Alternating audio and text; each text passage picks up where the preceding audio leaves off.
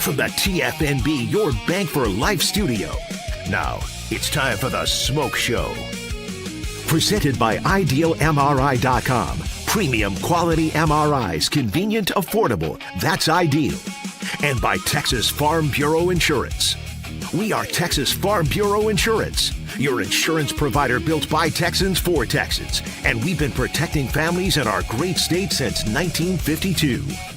TFNB, your bank for life, serving Central Texans since 1889. It's time for the Smoke Show on 365 Sports with David Smoke and Craig Smoke.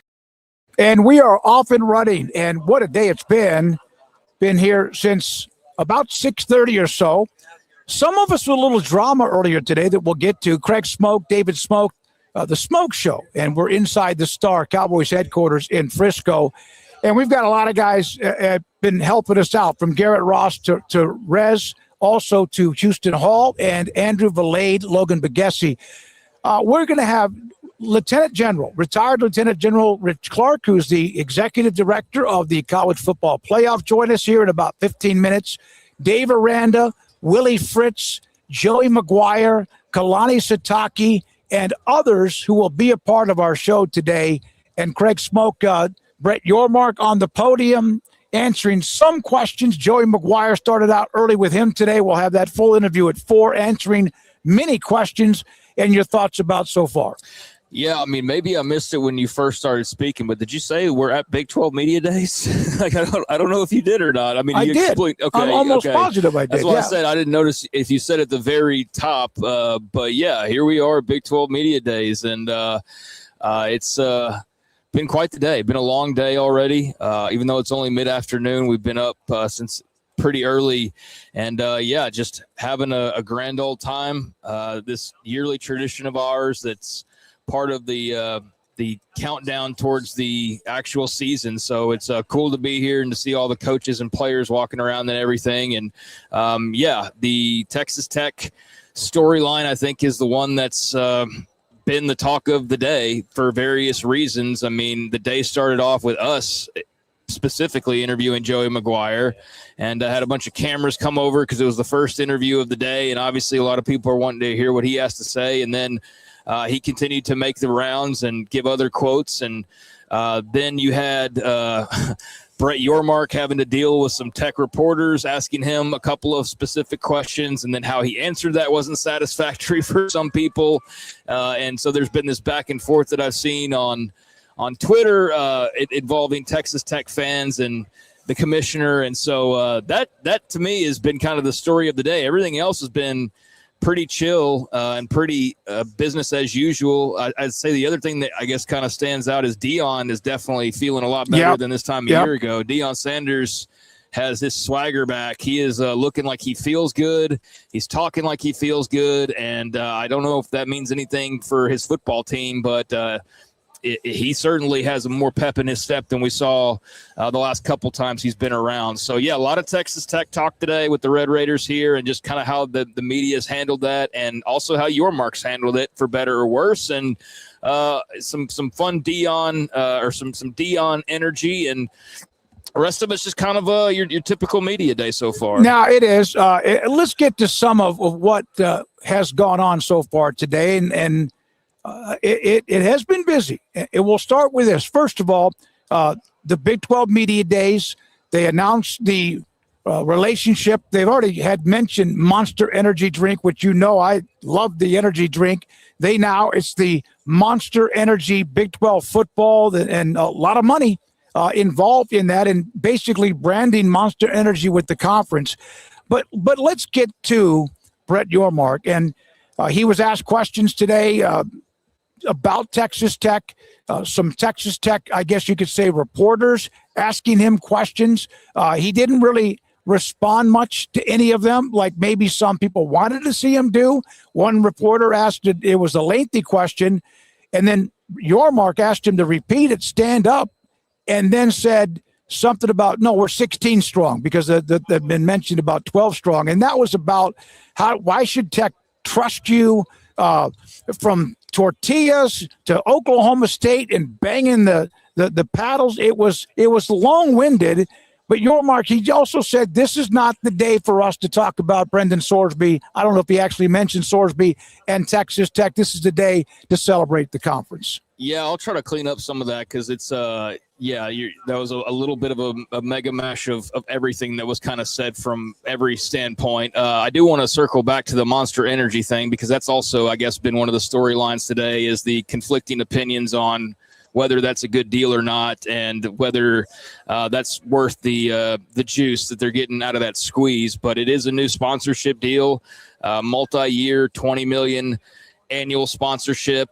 So about $1 million per school. Is that worth jersey patches and the naming rights and all of that? We can talk about that, but I definitely have seen strong opinions on that. But as far as the Texas Tech side of things, I mean, there was a reporter that right out of the gates asked Yormark about Brennan Sorsby and when or if his feelings had changed as far as like defending Texas Tech, and if they did change, when did they change? Like, that was the kind of question, and Yormark just ducked it and said that this isn't the time or the place, and really just didn't give a date on when he would feel comfortable talking about Texas Tech again. He just really didn't much answer the question, so that didn't really set us off on the best note as far as hoping that he would be like super transparent and all talkative about everything that's occurred, which there's still litigation going on. Yep. So I don't know how much legally he's right to be talking, but I'm sure that's part of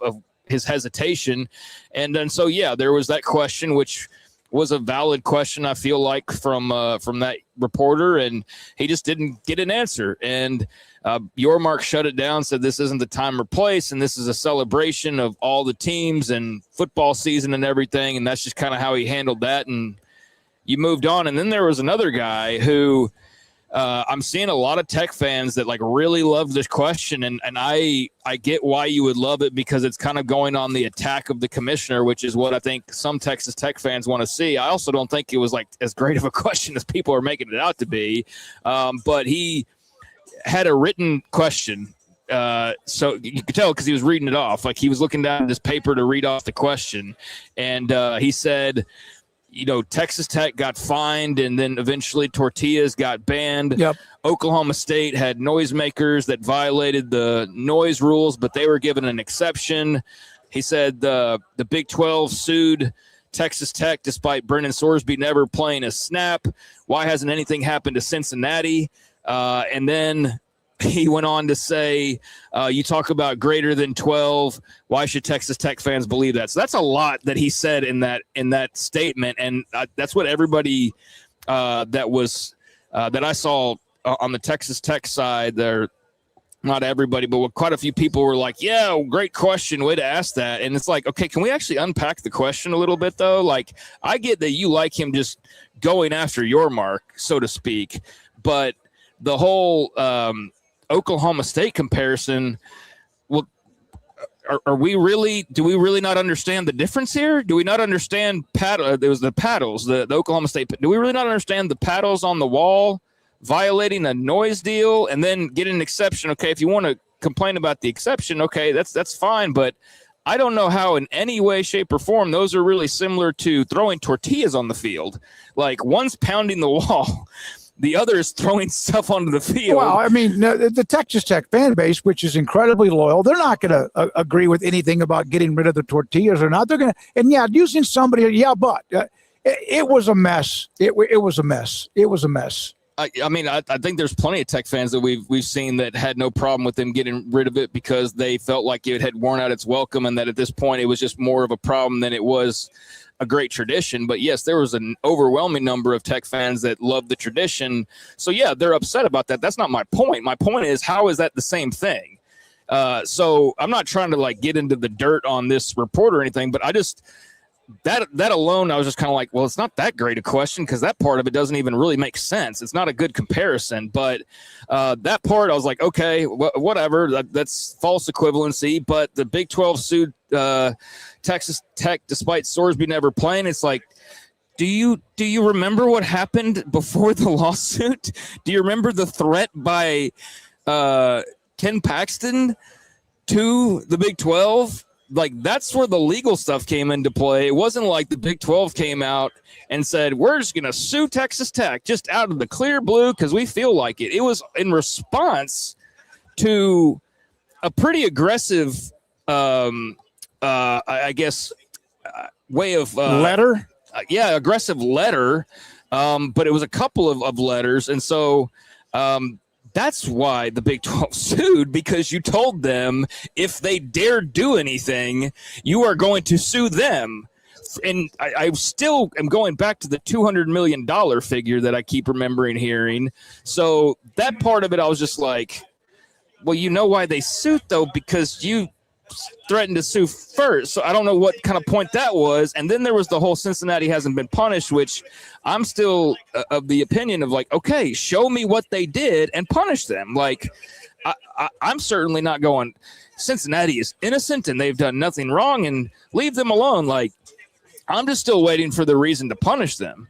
Like, that's all. And so there was that exchange that got a lot of attention, and I saw a lot of Tech fans that loved it. I was a little bit more perplexed by kind of the framing of it all, but I get what the point was, not to maybe be the most clear-minded. It was to just be on the attack and try to get at the commissioner and try to, get him to say something about Texas Tech. So it's gone, at least Big 12 Media Day viral. So I don't know what that means ultimately, but you know what? Your Mark didn't have a great answer. He got aggressive, and he told the guy to stand up to ask the question again, and then he walked over to where he was more in front of the guy, and then the guy read his question again, and then your Mark gave him like a one-word answer or one-sentence answer and then just was done with it. So I don't think Brett Yormark handled it all that well either. I think that it honestly was kind of astounding how ill-prepared he seemed to address questions about Texas Tech. Like, Joey McGuire knew coming in, I'm going to have to answer a bunch of questions about Sorsby, and he was ready from 8 a.m.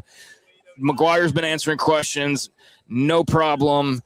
And your Mark was like just not ready to talk about it. Now, is that because of the legal status? Maybe, but I also felt like he was definitely lacking in his preparedness to answer some of these questions. The first question about it, he said, this is not the day for us to do that. And then there was this, I think it's the longer one. Yes. That was the much longer question.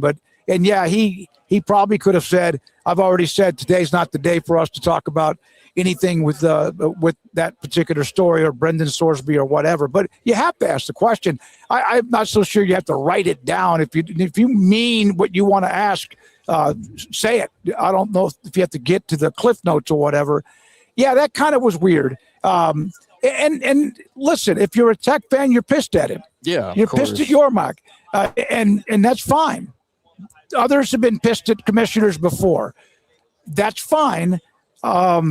In the end, that pretty much dominated the day. All the coaches, as you mentioned, 8 of them, they're here. It was good to see you. I agree with you. I saw Deion walking down the hallway.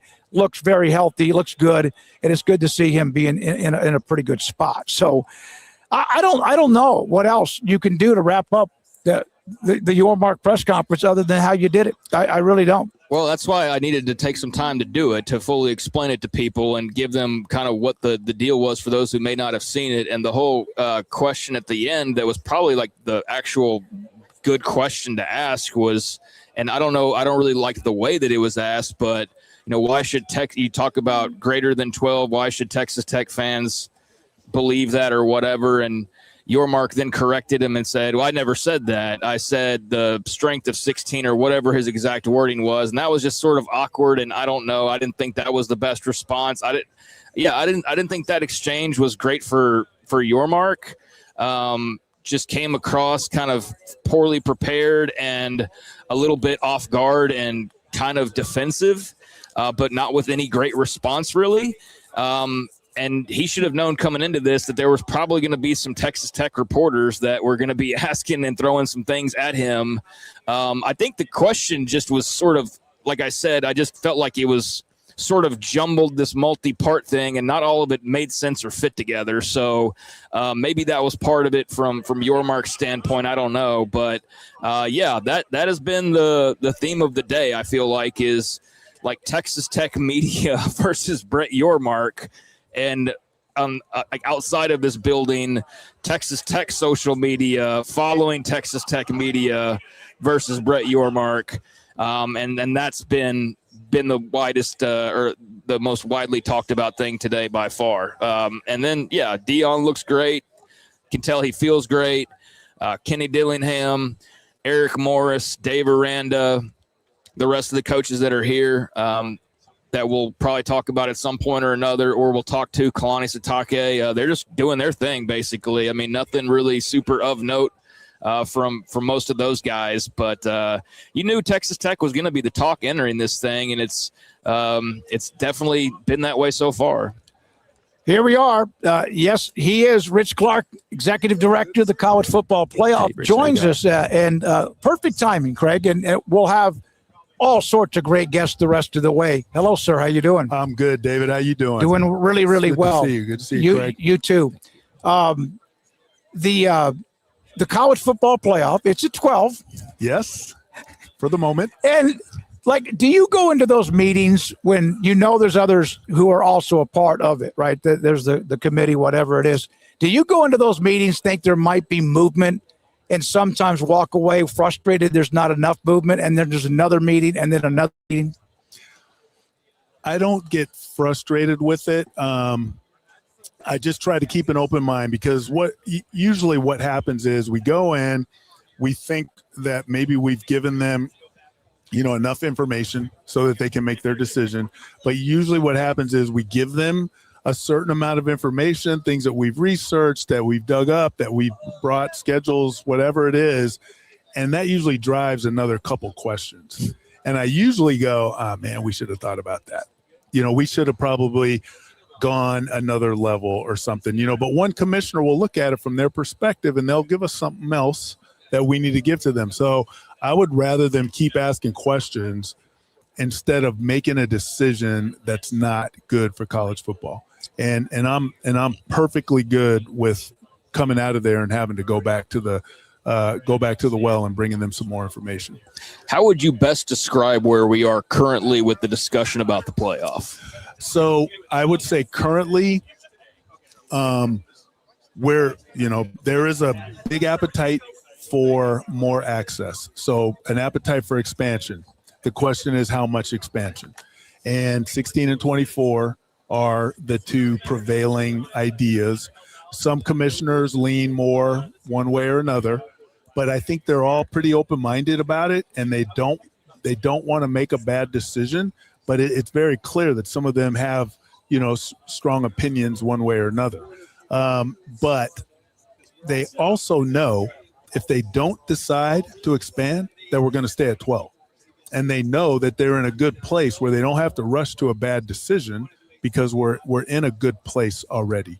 And so I would much rather them take their time and just be deliberate about it, get everything they need, and make a good decision rather than rush to something that's going to put us in a bad spot, because I don't want to go back. If we step forward to 24, let's just say, and then said, oh, man, we should have gone to 16. That's a bad look. Yeah, you don't want to do that. The NCAA men's basketball tournament went from what was 16 to 32 to 48 to 64. Now they're going up again a little bit more. So is it really, in simple terms, like I'm 5, is it the SEC against everybody else when it comes to the number of 24 or 16? Well, I would say the SEC, Commissioner Sankey has been pretty consistent with 16 being the number that he wants to be at. However, I will say that he's also very open-minded and has asked some really good questions about 24 so that he can understand it better before making a decision. So he's there, he's consistently there, but I would not say that he's stuck there. Some of the other commissioners have weighed in a little bit more on 24, but they're not wedded to it either. They're not stuck at 24. They want to know more about it before they make a final table slap on this. So in my view, they all sort of have their position where they stand right now at the moment, but none of them are ready to go final with it until they get all the information. And I mean everything. Yeah. What do you think has been the catalyst for why Tony Petitti looked like a crazy person a year ago when talking about 24 to now it being a very realistic possibility and having multiple people come out and be like, I'm not opposed to that anymore? Like, is it just the access piece that everybody's now realized more, like your Mark realizes, like, man, we are not going to get more than one team in a 12 like most years. Like, this is the only path. Is that just dawning on people, the access piece, or is there something else driving that? I think access is probably one of the bigger drivers behind this. In fact, I think it is a bigger driver behind 24 because it creates that situation where you get, every conference gets a pretty good opportunity for access into the playoff. I think that's been a really big part of this. But even with Commissioner Petitti's version of it, it's gone through some iterations. He's refined his thoughts and ideas about it just a little bit. And I think as they go, there's some discovery learning as they go through it, and they refine their ideas just a little bit more. But, I think you sort of go through your process of how you make your decisions and how you sort of take in information. And that's what they're all going through right now. What's the discussion like? Can it get heated? I know you don't want to give away too much, but I'm just curious. There are some people that get mad or frustrated, or is it colloquial? Is it like guys, men, women, leaders being adults? In my view, it's leaders being adults. They go in, they talk, they ask questions. The only time where I get, and it hasn't happened lately, but initially, people wouldn't put their ideas out on the table. Like they weren't ready to put it out there yet. And I was like, just say it, just put it out there. And then there just came this point. It was like one meeting in particular. This was several months ago. It was a long time ago, actually, where somebody said, you know what? This is why I'm here, blah, blah, blah. They started talking. And then it was like the floodgates open, and it was this really good, rich conversation. Yeah. And I was like, man, this is what we needed. Because then it helps us as a staff know what kind of questions we need to answer, what things are on people's minds, what the different options are. And since that point, we've really had some great discussions on it. This was several months ago. So our last, it's been a lot of meetings. Our last several meetings have been really strong with good conversation, and they're all adults. These are all professionals, and I appreciate it. I think it's been great. How hard is it to kind of see that tug of war and also deal with that tug of war of knowing everybody's out for their own self-interest, at least initially? Because Greg Sankey's the SEC commissioner. He's not the savior of college football, Tony, so on and so forth.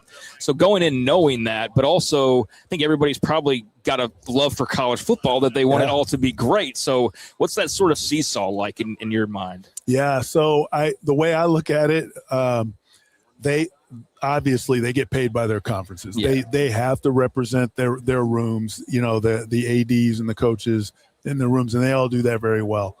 But I call it a lobster eye. They got to have a lobster eye on college football and what's really good for the sport.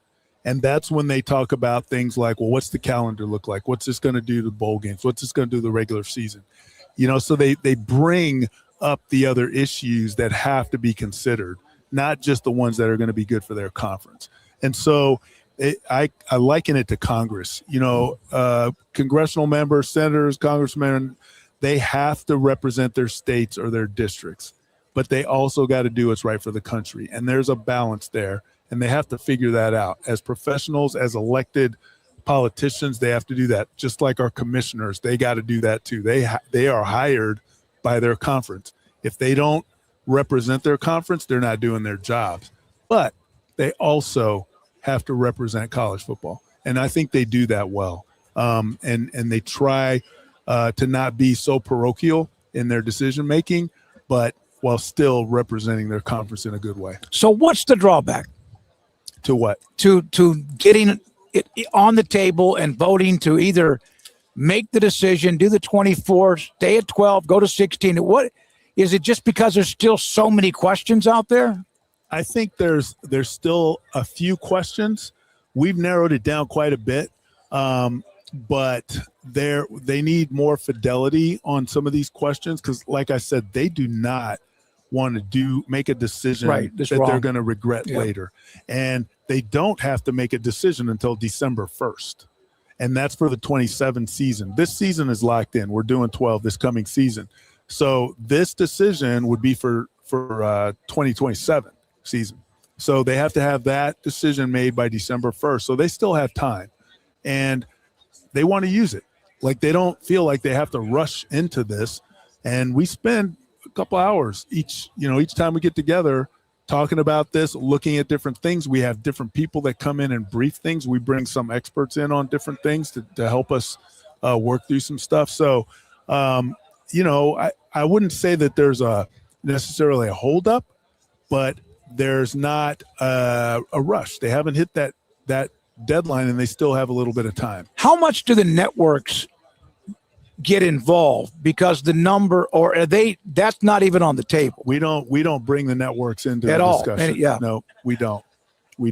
Now we have media advisors that come in. They're not from a network. They are our advisors, CFP advisors, consultants that help us to understand that landscape, because that's a complex landscape as well. But we don't bring the networks in to talk about this. Now, of course, we have some contractual obligations that we have to consider, but the networks don't come in and advocate or have a voice in that room.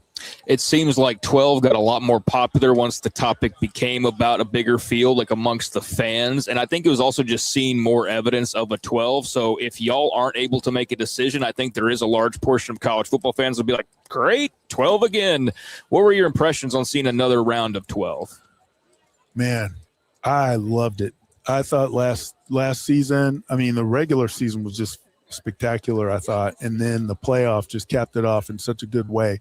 I felt like, the home games, they just blow my mind. I went to 2 last year, blew my mind. Those games were just amazing. But, you go into the quarters and the semis, you get the neutral location, which is a good thing. And those were some amazing games too. A couple of them were just like some of the best games I've seen. And, all the way through, I thought that the 12-team playoff was a really great event for college football and a celebration of what's good, and we crowned a legitimate champion. So I thought it was fantastic. I see why, though, people want expansion, because they want to be a part of it. They're like, that was good, and we want more. Yeah. And, so it doesn't surprise me that people are wanting to expand, because they feel like we can expand and have more of that. Last one quick point. 6 teams in our playoff last year were first-timers. And 6 teams in the playoff, and 3 of our semifinalists were first in the semifinals. So we're seeing new faces, new blood. Teams. That's good, and I love that. It also feels like it's goes against what people thought it would actually turn into, which would be more of, you've won at least 3 national titles to be a part of this field. Not Indiana's going to win the national title for the first time ever, or I know there's a lot of debate about the size of some schools, but you have a James Madison at least have the opportunity. So it is interesting how it's not been as maybe one-sided as a lot of people just assumed it would be, the whole process. I agree. And, to see Miami and what they did, just spectacular. Indiana shocked everybody. So, it was good storylines. Just all around, it was a good playoff. Yeah, it is healthy, But then on top of these leaders having all of this on the table, then you've got all that's going on in college athletics. That may be like no one can make a decision without it being sued, or they got to get that right too. How much of a tug of war is that?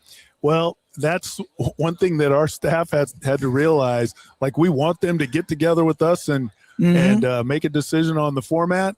We're like 1% of what they got 22 other sports in their conference. Yep. They have all these national issues that, they're trying to work through with Congress and trying to sort of shape the college athletic enterprise. They have so much on their plate. This is just one thing that they're dealing with. And that's why we have to try to we have to bring them decision ready material so that they can look at it, have their questions answered, and then eventually make that decision. I know that you can't reveal everything, but I was just curious as I brought up a James Madison. I know that there's also the detriment of not performing well for a school that size, and that can then go against you and develops a narrative of like, well, that's exactly why they shouldn't be in this thing. So it's weird in that way. But what's the conversation like as far as if there is more access, what does that access actually look like? Like how much of that is really a debate that's kind of hard to crack through? Yeah, I think there is discussion about that. It's like, some people will say, if you go to 24, does team 22 really have a shot? Some people will bring that up, right? Or what conferences they come from is always a very big one as well. Right. Size of schools. There's that, there's a lot of questions. And, in my mind, you look at the World Cup, right? You have a lot of teams in there, and you saw some upsets. Some Cape Verde is a great example. Yes, some teams that what on earth happened there, and you just don't know. You just don't know what might happen on a given day. When a quarterback might not be able to play for that great team, and some other team comes in and they have the hot day, and boom, you got some complete underdog that finds their way in. That's what it's all about, and that's what people love. So there's talk of that, but I don't think we should make that judgment. We can let decisions be made on the field. A lot of big boy, blue bloods, country club schools have all been blown out during the various college football playoffs too, not just a G6 school or something. I mean, there's been a list of them from top to bottom. Has anyone ever asked you what you want? Yes. So, all right, David. So here's where I am.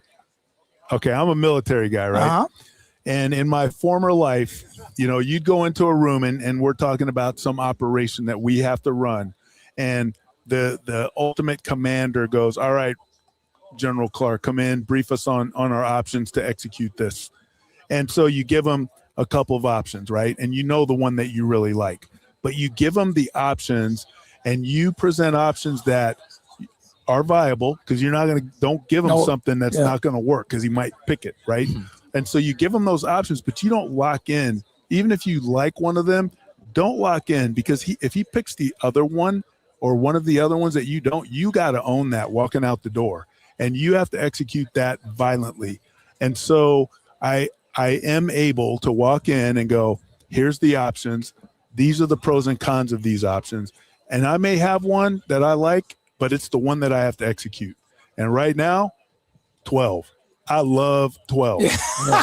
That is my favorite option. And we are gonna make 12 great every time until we have to make something else great. And we'll love that one too. And that's our whole team's attitude on this. It's like we're gonna present the options best we can. We're not gonna sugarcoat, and we're not gonna take away. We're going to present it with as much integrity and honesty as we can.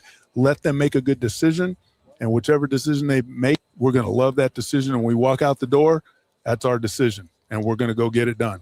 What's it like, if you don't mind, one more question? You're talking about the military part of it. You're making plans and options that lives are involved. We're talking fan bases are involved here, but lives are in. What's the power of that, and yet, my God, the reality of that? Well, you sort of stand where you sit, right? Mm-hmm. And in combat, you have to make decisions that are hard and that lives really are involved, and it's stressful, right? But right now, what we're doing in football, these are lives. Maybe it's not life and death, right? But it's still lives, and it matters to a lot of people. And in fact, it's a whole lot more visible. And sometimes I feel more threatened in this than I ever did getting shot at in an airplane. Yeah. And so it matters and it's important. And I take this every bit as seriously as I did other decisions that I've had to make, because it really does matter to people. And there's, these student athletes, what they have the opportunity to do, life-changing. Yeah, it's life-changing for them, and we can't take it lightly. You have brought, I'm not saying it wasn't like this before, but the class that you bring to this, and I say that because of the respect of your career, but also what you bring. I love sitting down with you, because in the past I always felt like it was so political. Not that it's not, but when you discuss it, I just feel better about that it's going to get done. I hope that makes sense. So we appreciate your time. Well, I appreciate it, and it will get done. And we're going to, whatever it is, if it's 12, 16, 24, your CFP staff is going to love it, and we're going to make it great, and college football is going to be better for it. So thank you for what you guys do for college football, too. I appreciate it. Love talking to you every time. Yeah, you too, General. Thank you very much. Thank you, guys. Rich Clark, the executive director of the college football playoffs. Brett, thank you as always. We appreciate it. Back with Baylor's Dave Aranda. This is 365 Sports.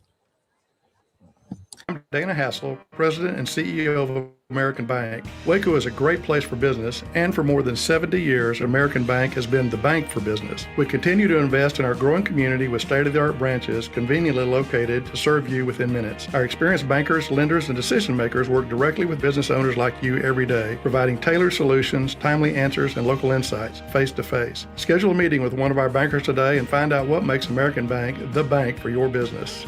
Member FDIC. At Home Place Interiors, we elevate your space with elegance and class. We are the exclusive Sonoma Tile dealer in Central Texas, bringing you the best in high-end floor coverings that transform your home with beauty and elegant design. Our white glove service and expert consultations ensure your vision becomes a reality as we take you step by step through the process. Call today to schedule your personal design consultation. Visit HomePlaceInteriorsTX.com. Home Place Interiors, crafting elegance, one room at a time. Hello, I'm Camille Johnson with Camille Johnson Realtors. We specialize in selling residential real estate agent all across our community, and we love serving all types of families. We have been in business at Camille Johnson Realtors for almost 9 years, and I have been a residential real estate agent for almost 40 years. And we love our partnership with 365. So thank you for partnering with me, and thank you so much to all of my clients who have made our company a success. I pitched in the major leagues for 24 years, and let me tell you, I can feel it in my joints. Shoulders, elbows, and knees. Trust me, pain doesn't retire when you do. I tried everything to get rid of the pain. Nothing worked until QC Kinetics. Baseball legend Roger Clemens and other patients are getting lasting relief with QC Kinetics regenerative treatments. No surgery. I trust QC Kinetics. You should too. Let's commit to getting rid of all the pain. Schedule your free consultation today. QC Kinetics. Better starts here. Alan Samuels House of Travel is a full-service travel agency with highly experienced travel consultants plus support staff with over a combined 150 years in the travel business. We are ready to take care of any travel situation for you, family, or business, and with the kind of knowledge to complete a seamless itinerary and trip start to finish. We will search for the best deal to accommodate your budget from air to car, ship to shore, hotel, and even meeting place. Name a destination, and we've been there. We know the places to go. Alan Samuels House of Travel, celebrating 50-plus years. Live with the Smoke Show on 365 Sports at Big 12 Media Days at the Star in Frisco. Now, it's time for the Smoke Show. Presented by IdealMRI.com. Premium quality MRIs, convenient, affordable. That's ideal. And by Texas Farm Bureau Insurance. We are Texas Farm Bureau Insurance, your insurance provider built by Texans for Texans. And we've been protecting families in our great state since 1952. TFNB, your bank for life, serving Central Texans since 1889. It's time for the Smoke Show on 365 Sports with David Smoke and Craig Smoke.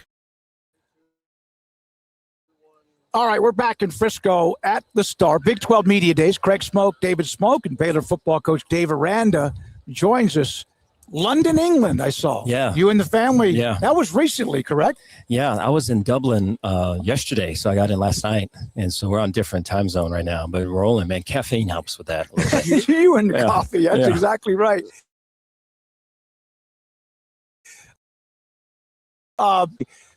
We had Doug McNamee on earlier. We haven't played that yet, but he was like up in Colorado and flew in this morning. He's going to go back with the family. You have been on social media a lot. Yeah. The videos, the short videos of just kind of that's not you. Yeah. So what's that been like for you, and are you enjoying that? I am. Yeah. It's still uncomfortable for me. I know, like, when I'm doing it, I'm choosing to do it. And so when I am doing it, it's like it's playing a game. Like, okay, we're going to do it. I get ready. It's like a game day. So it's not like if I'm just rolling through and someone says, hey, let's do this. I'm like, and so that's the old me. But to become a head coach, though, I remember Wisconsin, LSU, there would always be talk and always opportunities. And I always thought that was for someone else. And that was always for different personality. And I know, any of the negativity just around me, it's whatever that is what, I think of back in those times is what it would be. And so it's just, that's just not for me. And I could see my kids, though, at the time, much younger then, this is 2019, I could see them kind of becoming what I was becoming, kind of just, hey, that's for other people. This is for us, kind of small, shrinking, reducing. And I just, you want your kids to be better than you. You want your kids to be stronger. You want your kids to be more. And here I am, achieving whatever I'm achieving. And, the biggest thing I've got is them, and they're taking after kind of the thing I'm most ashamed of or not proud of. And so I remember talking to my oldest girl. We're putting them to bed, and I go, I think I'm gonna call back Baylor. I'm gonna try for this Baylor job. She goes, oh, Papa, please don't do that, Papa, please. And, and it was just the what I would, all the things that you guys know clearly. And so it was just all of that. And so you at that point you do it because you're kind of afraid of doing it, because you think that's been something you're avoiding. That's something you said was for other people, And so this thing's similar. Social media is similar. I could feel last year kind of covering up. I'm excited about Saturday, McGregor and Holloway, the UFC fight. Yeah. And so there's going to be some dude in there covering up because it's incoming. And I could feel myself do that. And, I don't want to be that way. And so to not be that way is to open up and try to invite people in. But, it's funny. I remember when I was a little kid, and I don't remember the age, but I was with my dad and my brother and my grandmother, and we're at like a Marie Callender's. There used to be a restaurant called Marie Callender's, and we're sitting there, and something that I talked to my dad about, which was an embarrassing thing, I can't remember exactly what it was, came up, and my grandmother told me it. And she saw, Dave, you should do this. And I remember in the moment thinking, how does she know that this happened? And I was kind of upset. I'm like a little kid. I'm upset at my dad. Why did you tell? And this is his mom. Why did you tell her that? And so I don't know, whatever happened to be a little person and to be thinking like that, just when you're 50, that's like 10 times worse. That's like 10 times worse, right? All of the secrecy and just all of the, just whatever it is, not trusting, not inviting, not opening, but kind of keeping this. And so it's hard to break that. You have to there's a whole bunch of stuff that goes into it. And so that's kind of what this is.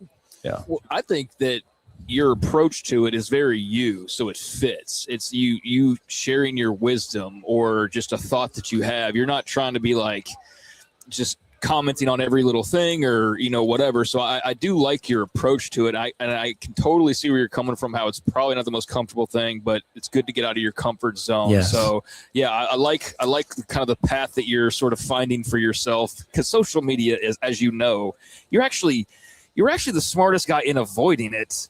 It's just so much a part of what everything else kind of revolves around now that it's a necessity, but it's actually probably not the best thing all the time, So how much do you just like post and walk away? Do you look around? Do you read comments? Like kind of how do you devour it, if at all? No, I don't. But I think the other part about it was that there would be just so many people associated with Baylor or Baylor football or sports fans that don't know me. Yeah. Yeah. And there's no one to fault that other than me, And so you have to, like I say, that little kid at the Marie Callender's, you have to change that whole thing. Right. And so that's difficult to do. But I think a lot of I'm planning to do this all the way through and continue to, and so trying to find ways to kind of give looks into things that are maybe that people don't get a chance to look in at, right? Whether it's the team or it's the staff, and do stuff like that. I think would be fun for people to see and see me and hopefully get to know me better. And I think that it's working, and it's I think it's a smart play to just kind of try to open up more. I did want to ask you, though, you mentioned McGregor and Holloway. Yeah. What do you think of this fight? I mean, Conor hasn't fought in a really long time now. Max is just like Hall of Famer, just a badass, but he's had his fair share of losses. And so kind of couple of aging fighters, couple of legends, but what do you make of this fight? Anytime it's like that, you can never tell what's going to come up, right? Because it's just one punch can change the whole thing. And I was just in Ireland, and so I every day was, hey, is Baylor going to come play in Ireland? If it wasn't that, it was, what do you think of Conor? Can Conor do it? And they're talking about Conor and how Conor was there, and so. Yeah, they've got.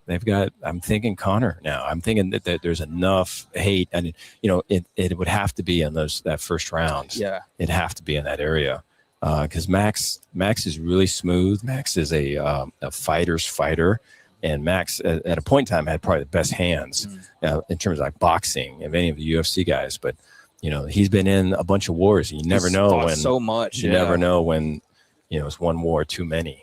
So it'll be interesting. I'll be watching for sure. Oh yeah. One more about, because you boxed. Yeah. You were a boxer, and if you've been the bully and then somebody knocks you out, like Tyson against Douglas, he never was the same. And when McGregor, I mean, you got beat up.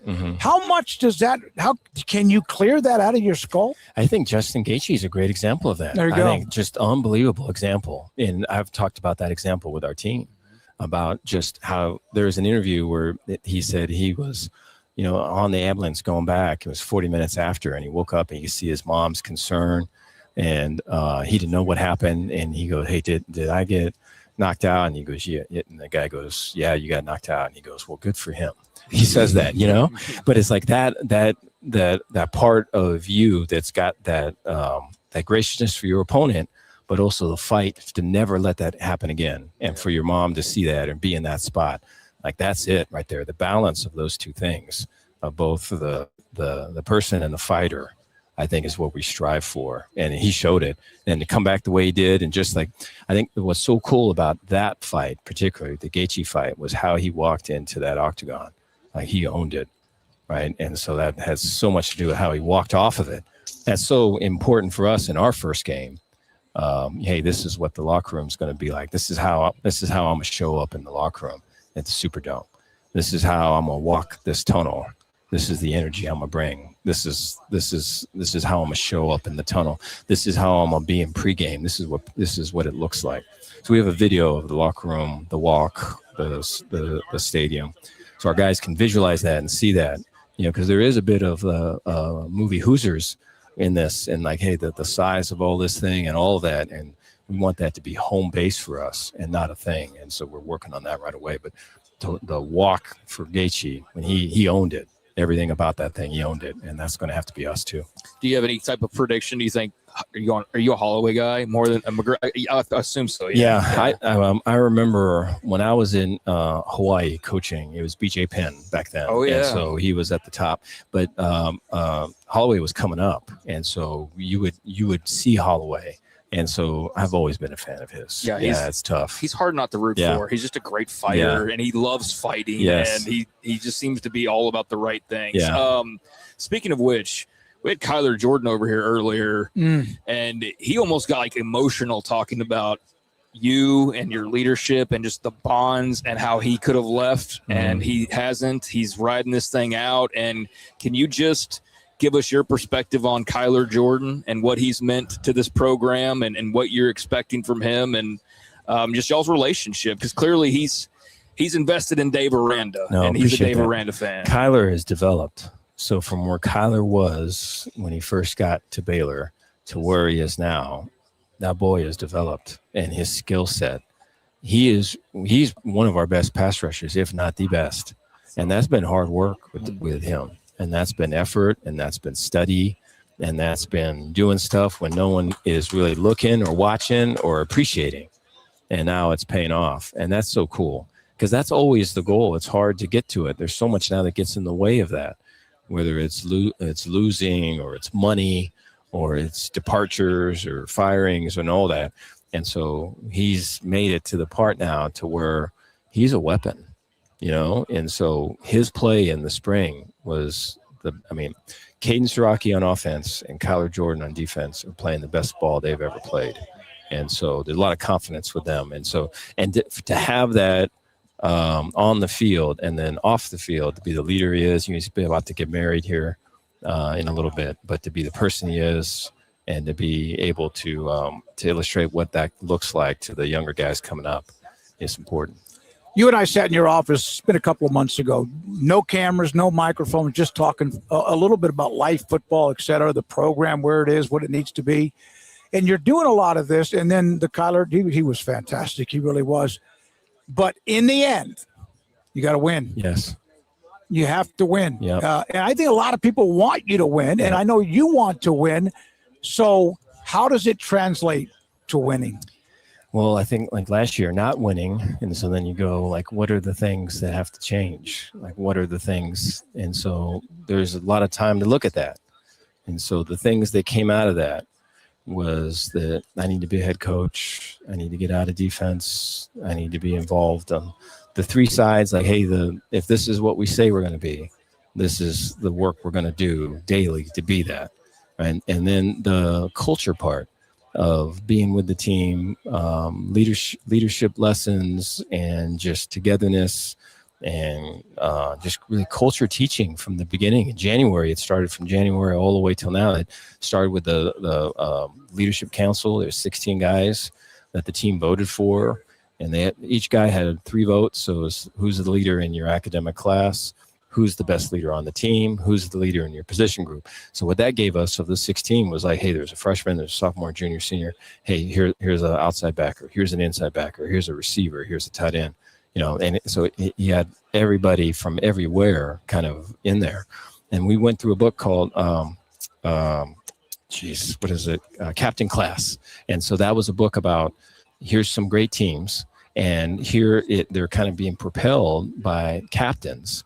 And the captains weren't necessarily the best players on the team, but were the guys that were working in the shadows, working to motivate, working to get energy right, working to get focus right. They were the guys carrying water for everybody, right? They would make plays, but that wasn't them. They were the guys that would do the things behind the scenes. And I think what that did was that gave a lot of guys that are in this group the license to lead. Like, you can lead, like you're a leader. And so the player leadership is the strongest it's been since I've been at Baylor at this point.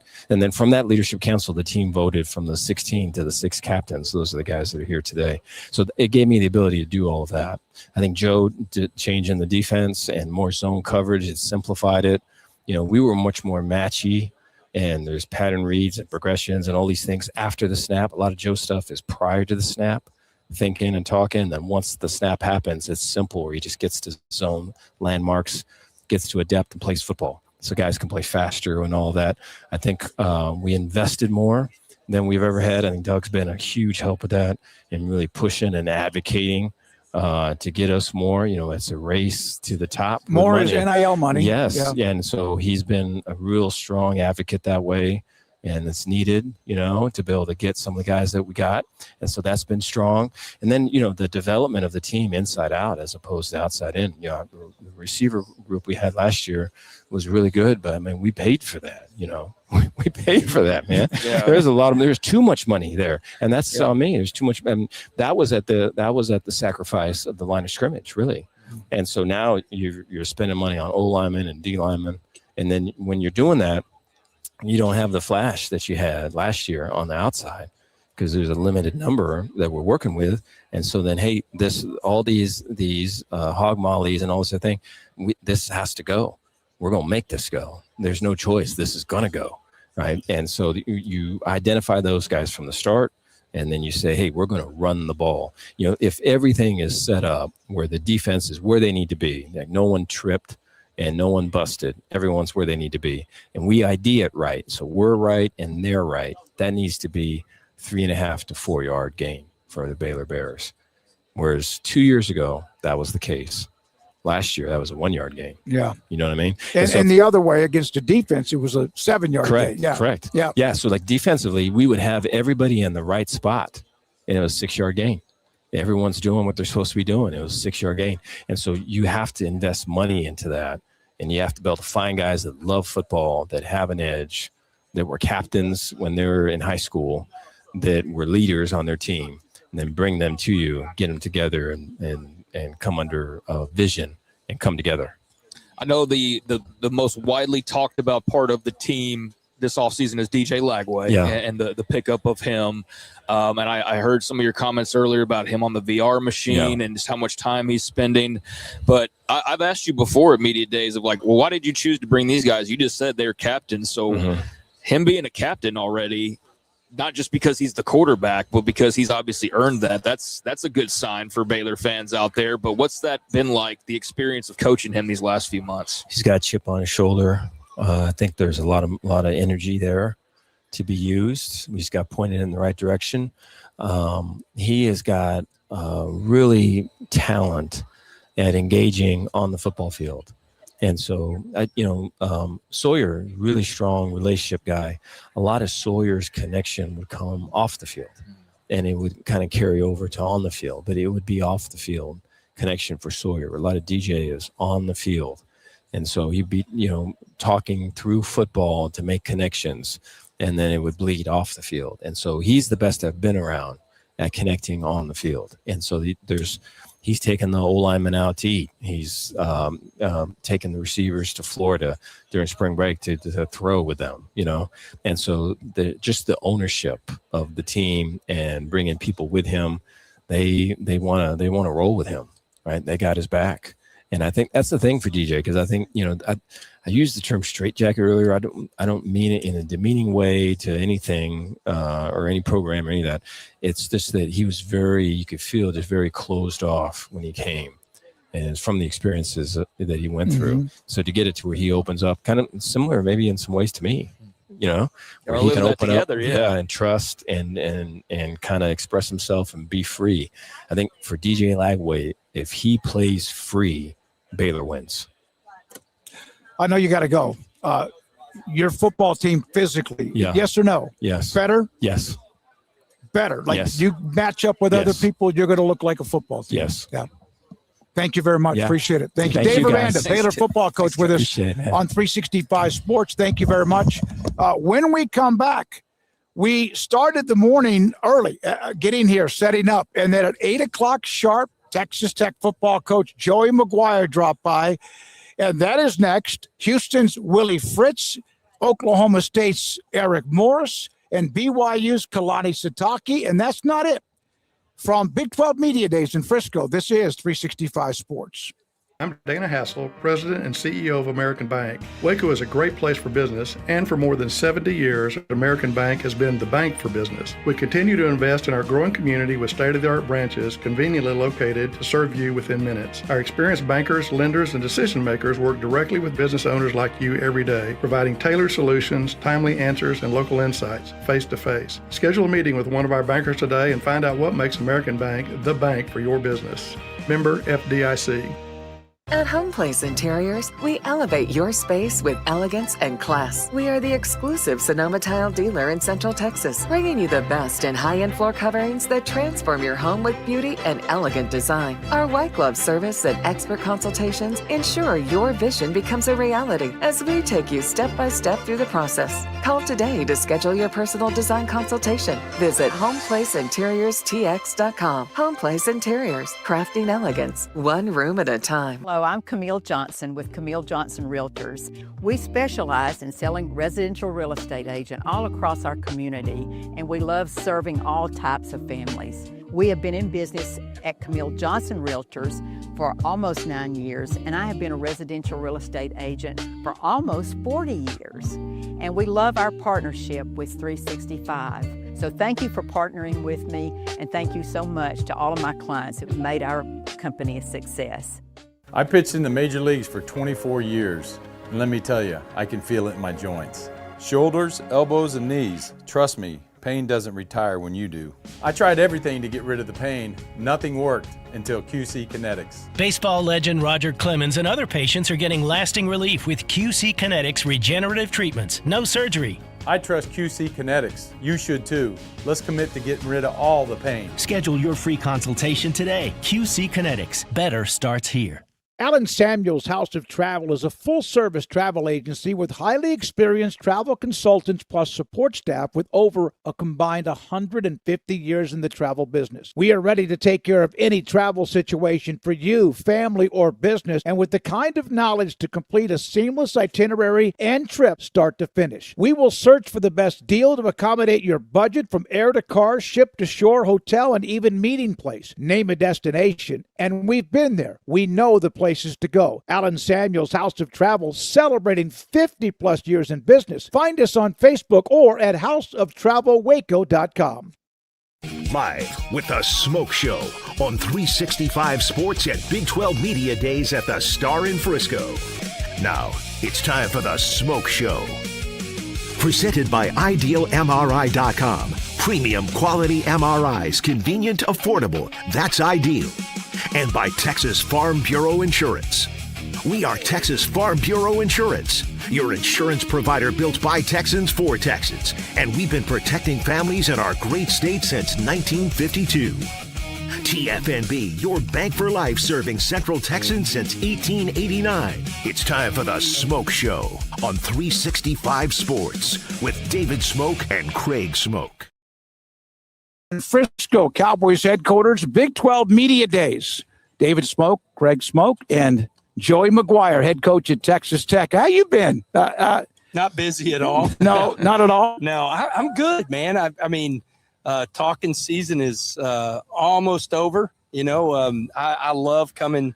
I love coming in media days because you're getting closer and closer to the season to be here. It's kind of like whenever you get Dave Campbell, when you get the magazine and you know that it's getting really close to football season. And so excited to bring the 6 guys I brought, and I'm sure we'll have a lot of things to talk about with the Red Raiders. It's been an interesting spring. Yes. It has been an interesting spring, and we'll get into that. And I know you've discussed it, but in the end, you look back at all that's happened, decisions that were made, anything else, would you like to have done things differently? You know, at the end of the day, if I would have thought the NFL with a supplemental draft, if we would have known that was going to happen, I probably at the beginning would have said, hey, Brendan, let's just declare for the supplemental draft. I didn't see that one coming. There was a lot of stuff I didn't see coming, but but in 2003, I got the head coaching job at Cedar Hill, and my AD, I'm 31 years old. I'm young and had never been a head coach of a football team. You know, I'd been a head coach of other sports, and I was asking her something, and she goes, Joey, if you make a decision what's best on the student athlete, you're going to be right 9 out of 10 times, if not 10 out of 10 times. Like their mental health, what's good for them. And you know, that was the decision, everything that we were doing. You know, we felt like that, you know, we need to have his back. I mean, I talked to him 2 days ago. He was getting home from a little vacation with his family in Florida. And, man, he's in a good spot. You know, of course, disappointed with the decision with the NFL, but he's going to bounce back from it. And I think that's the one thing, if I'd have known that was going to happen to him, I probably from the get-go would have said, hey, look, let's just declare for the supplemental draft and get ready for that. Is it a situation where you feel like he's going to be around you guys more, like now that there's this extra time, or how do you kind of handle that? Like, you still want to help him, but how does that work now at this point? Yeah, it's going to be interesting because his girlfriend plays volleyball at Texas Tech. So, and serious, I'm sure that they're going to get married at some point. I mean, they're excuse me, very serious, but he has an open door to us. Like, he's training in Dallas right now. And going through all the stuff here in Dallas, but he has an open door as far as training in Texas Tech. We're trying to support him through his recovery, because that is the real part of that. Like, all of this, at the end of the day, one of the worst things that could happen out of all the stuff that we went through, that he went through, that there's a real chance whenever you're talking about addiction that you have a relapse. And so we want to be there to support him through all this and come out a better person, a better player on the other end of it. Had Will Hammond not been injured, would you have signed Brendan Sorsby? No, if Will would have, that that we've talked about it, and I think most of our fans know it. If Will doesn't get hurt, we don't go get a quarterback. It's funny. I thought about this a lot. Like, where would we have added pieces? And it's hard because we're a really deep football team. We have a really good football team, and I'm excited about the team. So where would maybe a piece, would it have been maybe another veteran defensive end or something like that? We would have done that. But we wouldn't have gone to get Sorsby. The whole reason that we did is because Will was hurt. And in this day and age, whenever you have that opportunity and then you have so much money invested in the roster, it's one of those deals. It's hard to take a chance to say, hey, he's going to be 100%. We're just fortunate it's Will Hammond because he's a different animal. Yeah, we saw him in high school a couple of years when we were doing high school games down in Hutto. Absolutely a stud. Yeah, no doubt. Yeah, dude's a playmaker. That's what I remember. He's a playmaker. How has your locker room, and young people are resilient, but like, how much did you need how much did you feel the need to like kind of talk to them throughout the process? Yeah. Like, I'd imagine they were supportive, but I was just curious about that because I know for the media and all these people that are magnifying it, like for them, it could be totally different. Like, how did you handle that? And was there anything that kind of crossed over into the locker room at all? Sheridan Wilson, who's one of my captains, we were talking the other day, and he goes, "Man, Coach, I respect Brendan so much." I sat right next to him. Our lockers were next to each other. And he said, "Man, you wouldn't have not have known that he was going through this as far as the after effect whenever, there was so much going on in the media and just talking the way he handled it." I think I would say the same thing about our team. You would not have known anything that was going on by the way they came into the building. They worked every day, I think when you go through stuff like this, it's going to test your culture, and we've got a strong culture.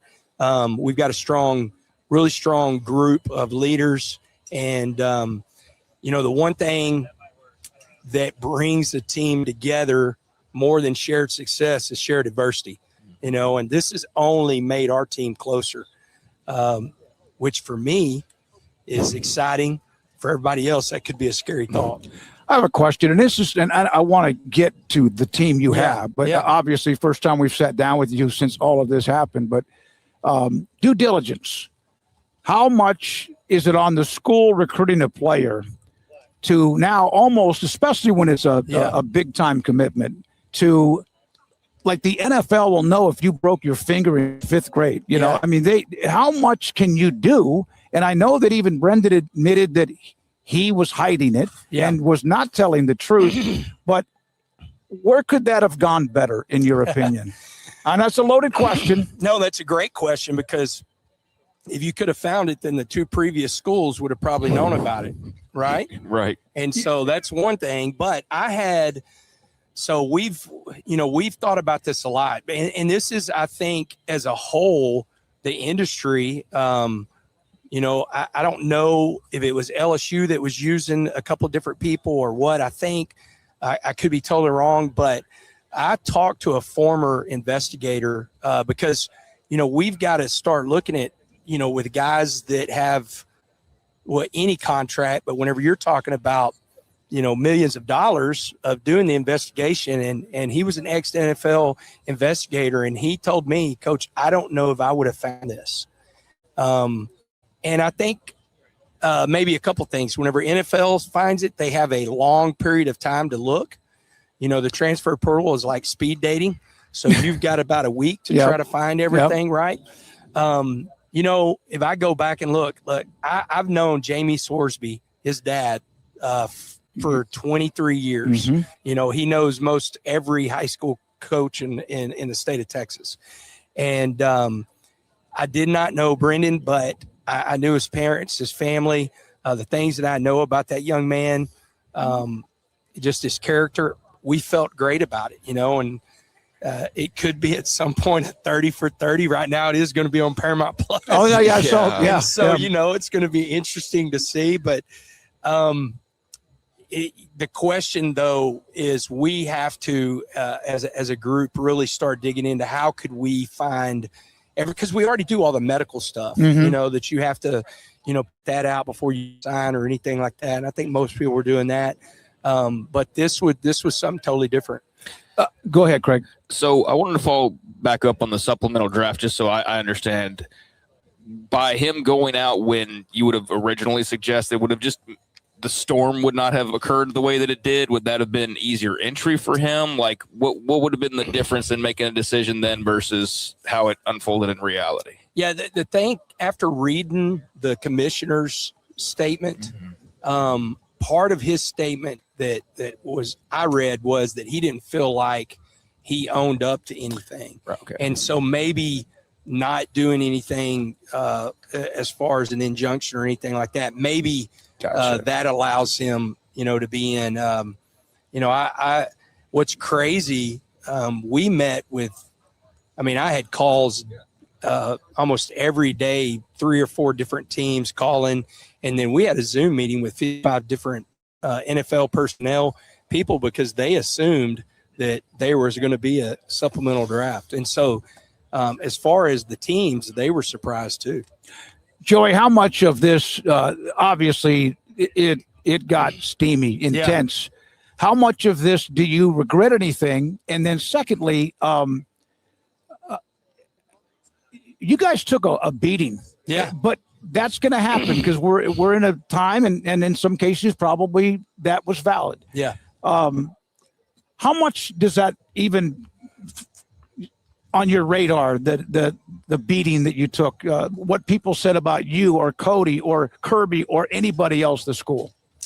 Yeah, it was I really felt for our president and I felt for Kirby, because it was only really, you had a couple of little shots of different coaches that were trying to be funny at their meetings. Yeah, you and Sark. Did you guys ever talk? He texted the other day. Okay, and then Jeff Traylor, of course, put us in a group text saying, can I sit between y'all at the Division I panel at the coaching school? Oh, God, and, Jeff. So, and so that my peers, there was not a lot said, and I think only one coach in this conference said anything like really public. I had calls from different coaches called check on me and Kenny Dillingham and Kalani. I really felt, because I thought our president and really Kirby caught so much fire from their peers, and I hate that. As far as the fire that we caught as a team, Urban Meyer said it last year, a good team is a really pissed off team, an angry team. And sometimes you got to make stuff up. We're not going to have to make anything up this year, and so that will be a topic used behind doors to get guys ready if we need to push another button. Can I ask one more? Yeah. So Cincinnati had been alerted back when he was there, and I'm not trying to get anybody, Cincinnati, he was at Indiana and he was, of course, at Tech, but when they were alerted and they did whatever they could, they asked questions, he lied. Should that be put in some sort of a portal, the information about a player who is, at least there's an alert about, I'm talking about whatever it might be, gambling, assault, whatever? Well, Would that help? Yeah, the assault probably. I mean, the thing is, the assault would be on record. It would be on record. And so I think because, as we're talking about real money, I mean, we're talking about a lot of money. We're talking about helping each other, protecting. People talked about integrity. It was interesting who used the word integrity. Because I think there is integrity. I understand the integrity of the game, but just integrity as a human, I think is more important. That. And it's interesting, some of the people that said that and used that word. But I do think that it would help us as a whole if you're talking about the transfer portal is going to happen so fast that if we shared information with each other, and I usually call a lot of different coaches. I didn't call on this because I thought, that we had a good feel for, who he was and knowing his family and everything. But maybe that helps. I mean, without a doubt, it helps if you know that stuff. It's to help everybody. Yeah. It's not to tattle. It's to help everybody. Hey, just be careful. You need to look into this. And then again, if you're talking about interconference stuff, people aren't real happy about guys transferring from one school to the other. Craig? So the reality show, the timing of that couldn't have been more interesting. I'm sure the network was like, hell yeah. They've been awesome. But, they, whenever we decided to do that, guys, man, you think about this, found out, I want to say 2 days before our spring game, I don't know if there was a university in the country as a football program that had more momentum going in the direction we had going. We signed our highest high school recruiting class in the history of the school. We once again were probably top 3 to top 4 transfer portal class. We didn't at that point, but we had 9 guys drafted. Mm-hmm. We had a huge NFL combine. The first day, Texas Tech players were talked about constantly, whether it was Jacob Rodriguez's mustache or Lee Herna's personality. And we had a great pro day. We had all 32 teams. We had a bunch of head coaches there. So we had so much momentum, and we knew we would. And that was another reason or another way to get the, behind the scenes of exactly what Texas Tech is. And, we didn't know this was coming, of course, and they didn't either, but it's going to end up being a part of it, and it'd be a good part of it. These guys do a great job, and we've given them access. That was one thing too that we wanted to do, is make sure they had a lot of access to everything we do. Will's rehab and all that seems to be going well. Yeah, just he's watching doing good, that. man. He's doing good. We're not a part of it, but the player led 7-on-7, he was released to do that. So he's done every one of them, every single one of them this summer. And I feel it'll be interesting. I think his full release will be somewhere. All right, that's Joey McGuire. Yes, I'm going to wear his coat. I got to get a slightly bigger size, but I'm going to wear his coat on the air at some point here between now and the start of the season. A lot of chatter in the chat room about that. I thought it was great. He's proud of where he is and proud to wear the colors. And I'm not so sure. I didn't have a little bit of this. Is more raspberry. You got me confused. Why would you need a bigger size than Joey? Joey is definitely bigger than you are. I got this, man. No. I got the shoulders. I think you've got, what do they call it? I got old man shoulders. Yeah. Body dysmorphia. I got the slump. Is what I think do. You have, because you're definitely not filled out in that suit jacket like Joey McGuire, with all due respect. But yeah, I hope that people enjoyed that. That was 8 a.m. this morning. We were the first ones to talk to him. I really appreciate Joey. I mean, I know a lot has been said about him and about his program and everything like that. And I think some of the criticism is valid, and some of it is absolutely over the top social media type behavior from rival fan bases. And, there's a lot of that as well that they dealt with. So I think, the Texas Tech story has been unpacked and packed again and then unpacked a couple of times over now. And you know what? It's not going to go anywhere, because it's going to go through at least this season. Like, whatever happens this season, because Brendan Sorsby was to play this season. So whatever they do, for better or worse, it's going to be a situation where they either had great quarterback play, they didn't miss it, or it wasn't good enough. You're like, well, what if Brendan Sorsby would have been, there's always going to be that kind of thing that trails this season. But I thought for as many times as I've felt like there's been a misstep or two, like, and I haven't been shy about saying that. It's nothing personal. It's just like, I don't think that was the best idea to say that. I don't think it was probably great to have Ken Paxton threatening anybody, however that came about. I thought he was absolute nails earlier today. And he needed to be, because he had to know coming into this that it was going to be a full day of questions about that topic and then some other stuff too. But I thought that was a really fun conversation. He didn't shy away from anything. Doesn't mean that everybody's going to agree with everything that he said or maybe even how he said it, but you can't please everybody. And I was more than happy with our chat. And by the time it was over with, just really thankful that he gave us some of his time this morning. We will have Eric Morris, Oklahoma State, and I agree with you on the access. And he knew today at the podium, which is in front of all the writers mainly, he goes, I know no one believes this, but I'm fired up to be here. And it's good to go into the belly of the beast. And it's good to be able to answer some questions, because for too long, too many people in Lubbock were talking and letting, kind of like trying to clean up a mess. It's now a step forward. Doesn't mean there's still not many questions that need to be answered. He was asked about the damage to Tech's reputation on the podium today. We asked a little bit about, took a beating. My president, AD, they went through a lot. There were not a lot of coaches that said a whole lot. He was talking about coaches who said things about Tech. There was some funny jazz, but there wasn't a lot from coaches. From my peers, I got a lot of support. He mentioned wanting to play Texas in a non-conference game, spot the ball. And if you're Texas, with all the schools that you have in this state, why not play if not all your non-conference games against teams within the state?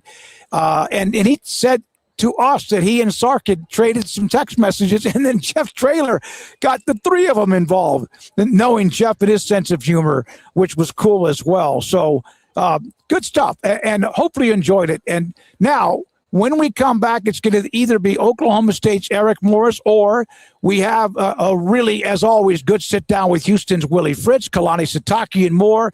This is The SMOAK Show in Frisco at Big 12 Media Days on 365 Sports.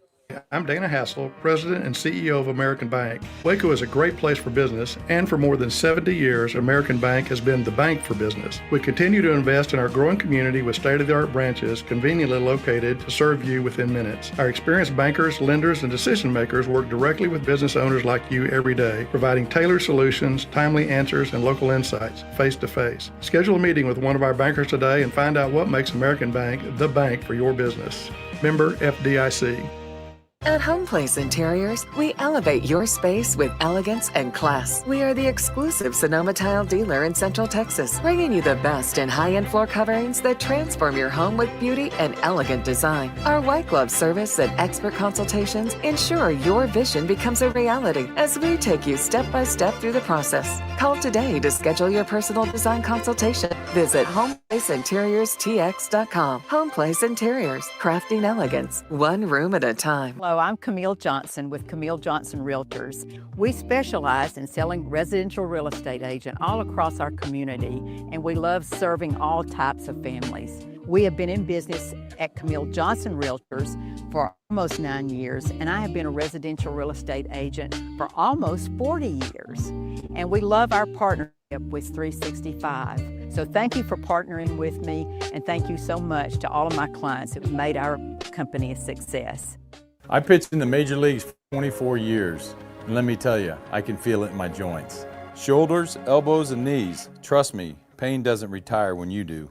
I tried everything to get rid of the pain. Nothing worked until QC Kinetics. Baseball legend Roger Clemens and other patients are getting lasting relief with QC Kinetics regenerative treatments. No surgery. I trust QC Kinetics. You should too. Let's commit to getting rid of all the pain. Schedule your free consultation today. QC Kinetics. Better starts here. Alan Samuels House of Travel is a full-service travel agency with highly experienced travel consultants plus support staff with over a combined 150 years in the travel business. We are ready to take care of any travel situation for you, family, or business, and with the kind of knowledge to complete a seamless itinerary and trip start to finish. We will search for the best deal to accommodate your budget, from air to car, ship to shore, hotel, and even meeting place. Name a destination, and we've been there. We know the places to go. Alan Samuels House of Travel, celebrating 50-plus years in business. Find us on Facebook or at houseoftravelwaco.com. Live with the Smoke Show on 365 Sports at Big 12 Media Days at the Star in Frisco. Now, it's time for the Smoke Show. Presented by IdealMRI.com. Premium quality MRIs, convenient, affordable. That's ideal. And by Texas Farm Bureau Insurance. We are Texas Farm Bureau Insurance, your insurance provider built by Texans for Texans. And we've been protecting families in our great state since 1952. TFNB, your bank for life, serving Central Texans since 1889. It's time for the Smoke Show on 365 Sports with David Smoke and Craig Smoke. I want to make sure we mention Alan Samuels House of Travel. They set us up with the Airbnb where a lot of us are staying the last night and tonight. Camille Johnson Realtors, North Star Funding Partners, American Bank, also Edward Jones Financial Advisors, Home Place Interiors, one of our new sponsors, and QC Kinetics, which is not far from where we are, where I get my treatment on 75 in Dallas. We appreciate your time. We have about 10 or 12 minutes with this guy's a machine when it comes to winning. Willie Fritz, University of Houston football coach. And then about that time, Eric Morris in Oklahoma State's breakout session will wrap up. So we'll get Eric Morris here. So Willie Fritz of Houston after a 10-win season, and always a great chance to talk with him. Houston football coach Willie Fritz with us. Craig Smoke, David Smoke, 365 Sports. And I was thinking about if you were to build a home, you would not use anything flimsy. Everything you've ever built always is like concrete, rebar, whatever. You do it and you do it right and you do it methodically. Does that describe the way you build a program? Well, I could not build a home in a million years. My wife would laugh right now if she heard you saying that. I'm probably like all these coaches. I don't have very many good habits as far as at the house besides mowing grass. But yeah, you want to do it the right way. I think when you bring guys into your program, it's so important to do a good job of background checking them. And you got to be a talent evaluator. You got to be an information gatherer. You got to have the right guys that are going to fit in your system, your culture. Then you got to develop them and have that plan. And you got to be a consistent, execute the plan on a daily basis. And I think we've done a really good job every place that I've been. How'd the offseason treat you? What was the highlight of your offseason as you start to kind of get everything back going here? Just everything. We did a good job bringing in the right guys. That's, the portal, when you bring in a guy, you don't have as much information on them as you do maybe a high school kid that you've been recruiting for, 1, 2, 3 years. So you got to make sure that you background check those guys closely, and they all really fit into our program. So I'm very excited about the job that my recruiting staff and coaches did in acquiring the right dudes. You have a high bar to meet as far as that goes, because it seemed like you maybe weren't 100%, but you were pretty close to it last year with a lot of the guys that you brought in. I mean, as far as impactful guys who were ready to play and make a difference for you, like that was a big part of y'all's success last year. Yeah, we may not have the resources maybe some other places have. We got to be spot on when we're bringing a guy in and what we're offering him and things like that. So we talk all the time, that perfection is our goal, excellence will be tolerated. So we got to be spot on, recruiting both high school and college guys. And then, hopefully we provide them a culture where they can thrive and grow and get better and better and better. And they want to stay at your place. And one of the things I say to portal guys, high school guys, hey man, I want this to be a 4 or 5 year decision, and I want you to be here because we can't develop you as a player, person, student if you're not here for an extended period of time. So with the portal being so fast, like it's like what, a week or two or whatever it is, it's changed up a lot. Is that enough time to do your due diligence on people? Well, this is where probably my experience helps out, and a lot of the guys in my staff. I've been coaching a couple of years, and I probably know somebody that has coached them in college or high school, and I can get a real evaluation of the kid as a person. I can see what I want to see with my eyes, but it's like I always, when the NFL is looking at some of my guys, I'm probably going to say a little bit more to somebody that I've known for 40 years than someone I've known for 4 days.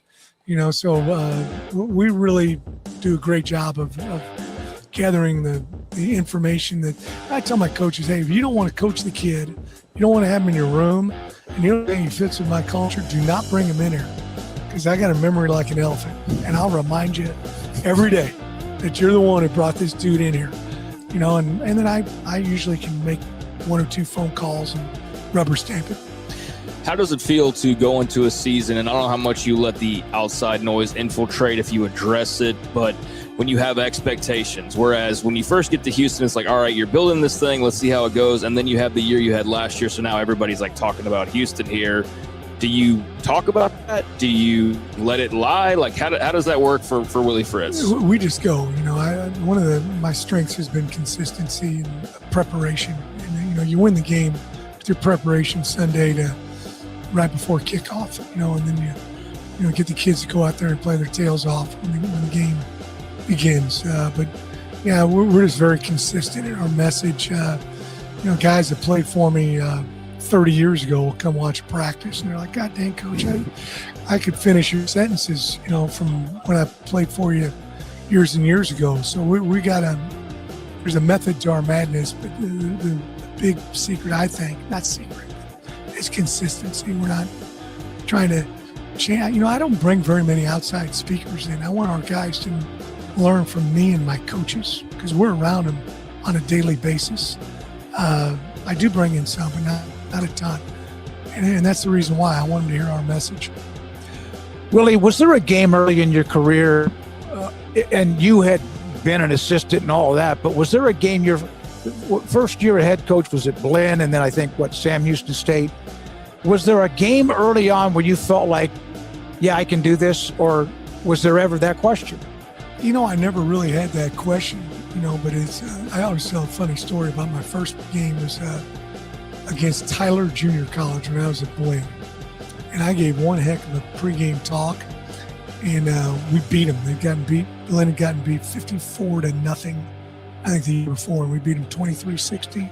I do remember that score. And then the next week I did a better pregame talk, and we got our butts kicked.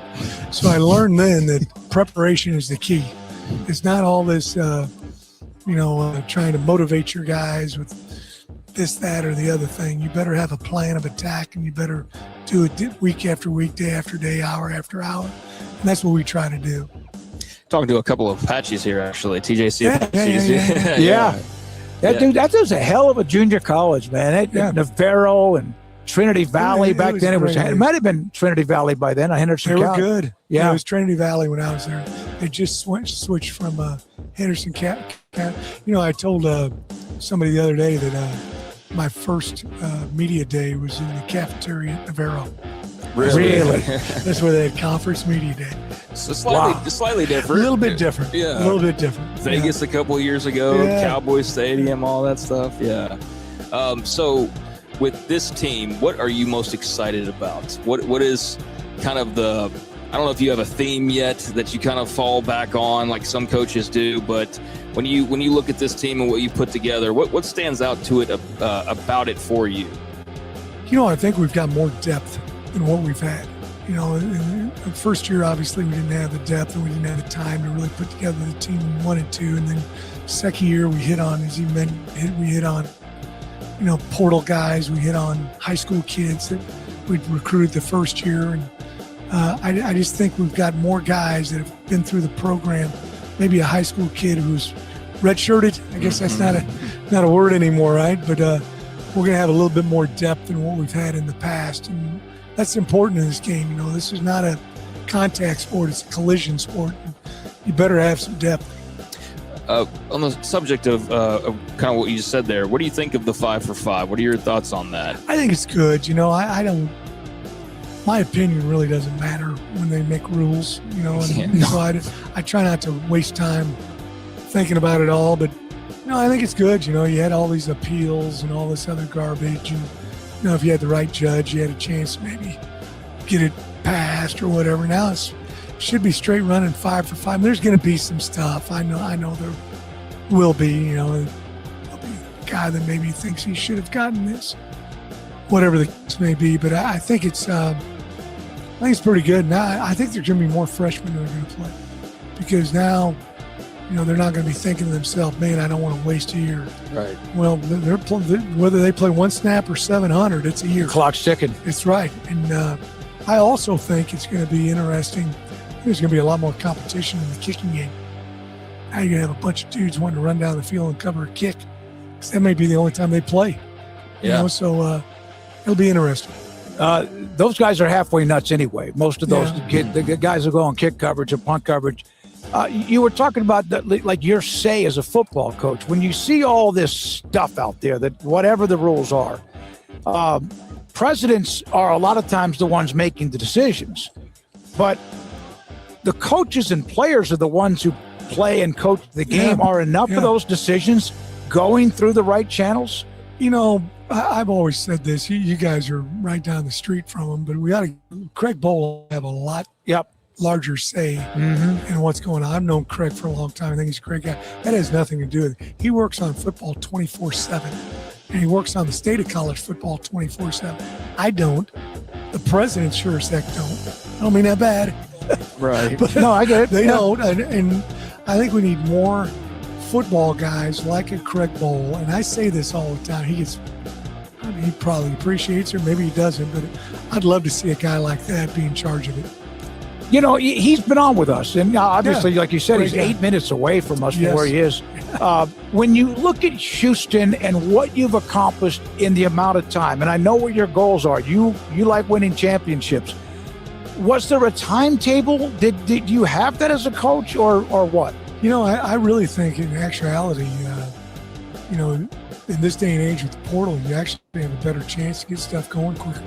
We talk about our culture and building a team, cooking it in a microwave, not an oven. Because you got to get it going. You got to get it going quick. And if you do a good job in that portal, you do a good job developing high school guys, you can get it done quickly. Whereas in the past, the players are kind of stuck with you and you were stuck with them, and you had to, recruit, and you had to keep, getting the right guys in and those kind of different things. So, I think there's a lot of good things in college football right now. And I think players should have an opportunity, but I do hope the rule of one time, being able to transfer and not having to sit a year is a good rule. I just think sometimes we're teaching guys not to fight through adversity. You have some adversity and you go to another place and you go to another place and you go to another place. You got to find the fit. You need to find it early and you need to fight through adversity. I know we got to go, and we appreciate your time. Your suit, I saw you promote that on Twitter. You had a company you want to give him a shout out or what? Yeah. Ross's or something? I forgot. Ramsey's. Bravo Suit and Tux. And he gave a suit to all our players that are here and me, and that's good. Save me some bucks. Final question. How much did Connor Wigman being there last year and knowing he's back just give you some sense of peace? Well, if you're not good at quarterback, you better be real good every place else. I've had some years like that, and it's tough. We went 9-2 one year at the place I was at, and we weren't very good at quarterback. But we were good every place else. We would have had a decent quarterback. I think we could have won the national championship. So it's great to have a quarterback coming back like Connor, and plus the other added bonus is he's a great young man, a great leader, great character, and you hope you have that with all your kids, but most importantly, the quarterback position. Thank you, Willie. Always great to have you. Thank you, guys. Willie Fritz, Appreciate Houston football coach on 365 Sports. I'm Dana Hassel, President and CEO of American Bank. Waco is a great place for business, and for more than 70 years, American Bank has been the bank for business. We continue to invest in our growing community with state-of-the-art branches conveniently located to serve you within minutes. Our experienced bankers, lenders, and decision makers work directly with business owners like you every day, providing tailored solutions, timely answers, and local insights face-to-face. Schedule a meeting with one of our bankers today and find out what makes American Bank the bank for your business. Member FDIC. At Home Place Interiors, we elevate your space with elegance and class. We are the exclusive Sonoma tile dealer in Central Texas, bringing you the best in high-end floor coverings that transform your home with beauty and elegant design. Our white glove service and expert consultations ensure your vision becomes a reality as we take you step by step through the process. Call today to schedule your personal design consultation. Visit HomePlaceInteriorsTX.com. Home Place Interiors, crafting elegance, one room at a time. Hello, I'm Camille Johnson with Camille Johnson Realtors. We specialize in selling residential real estate agent all across our community, and we love serving all types of families. We have been in business at Camille Johnson Realtors for almost 9 years, and I have been a residential real estate agent for almost 40 years. And we love our partnership with 365. So thank you for partnering with me, and thank you so much to all of my clients who have made our company a success.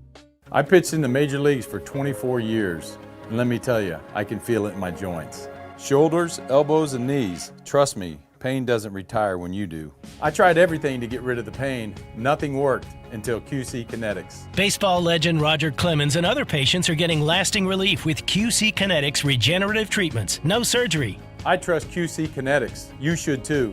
Let's commit to getting rid of all the pain. Schedule your free consultation today. QC Kinetics. Better starts here. Alan Samuels House of Travel is a full-service travel agency with highly experienced travel consultants plus support staff with over a combined 150 years in the travel business. We are ready to take care of any travel situation for you, family, or business, and with the kind of knowledge to complete a seamless itinerary and trip start to finish. We will search for the best deal to accommodate your budget from air to car, ship to shore, hotel, and even meeting place. Name a destination, and we've been there. We know the places to go. Alan Samuels House of Travel, celebrating 50 plus years in business. Find us on Facebook or at houseoftravelwaco.com. Live with the Smoke Show on 365 Sports at Big 12 Media Days at the Star in Frisco. Now, it's time for the Smoke Show. Presented by IdealMRI.com. Premium quality MRIs, convenient, affordable. That's ideal. And by Texas Farm Bureau Insurance.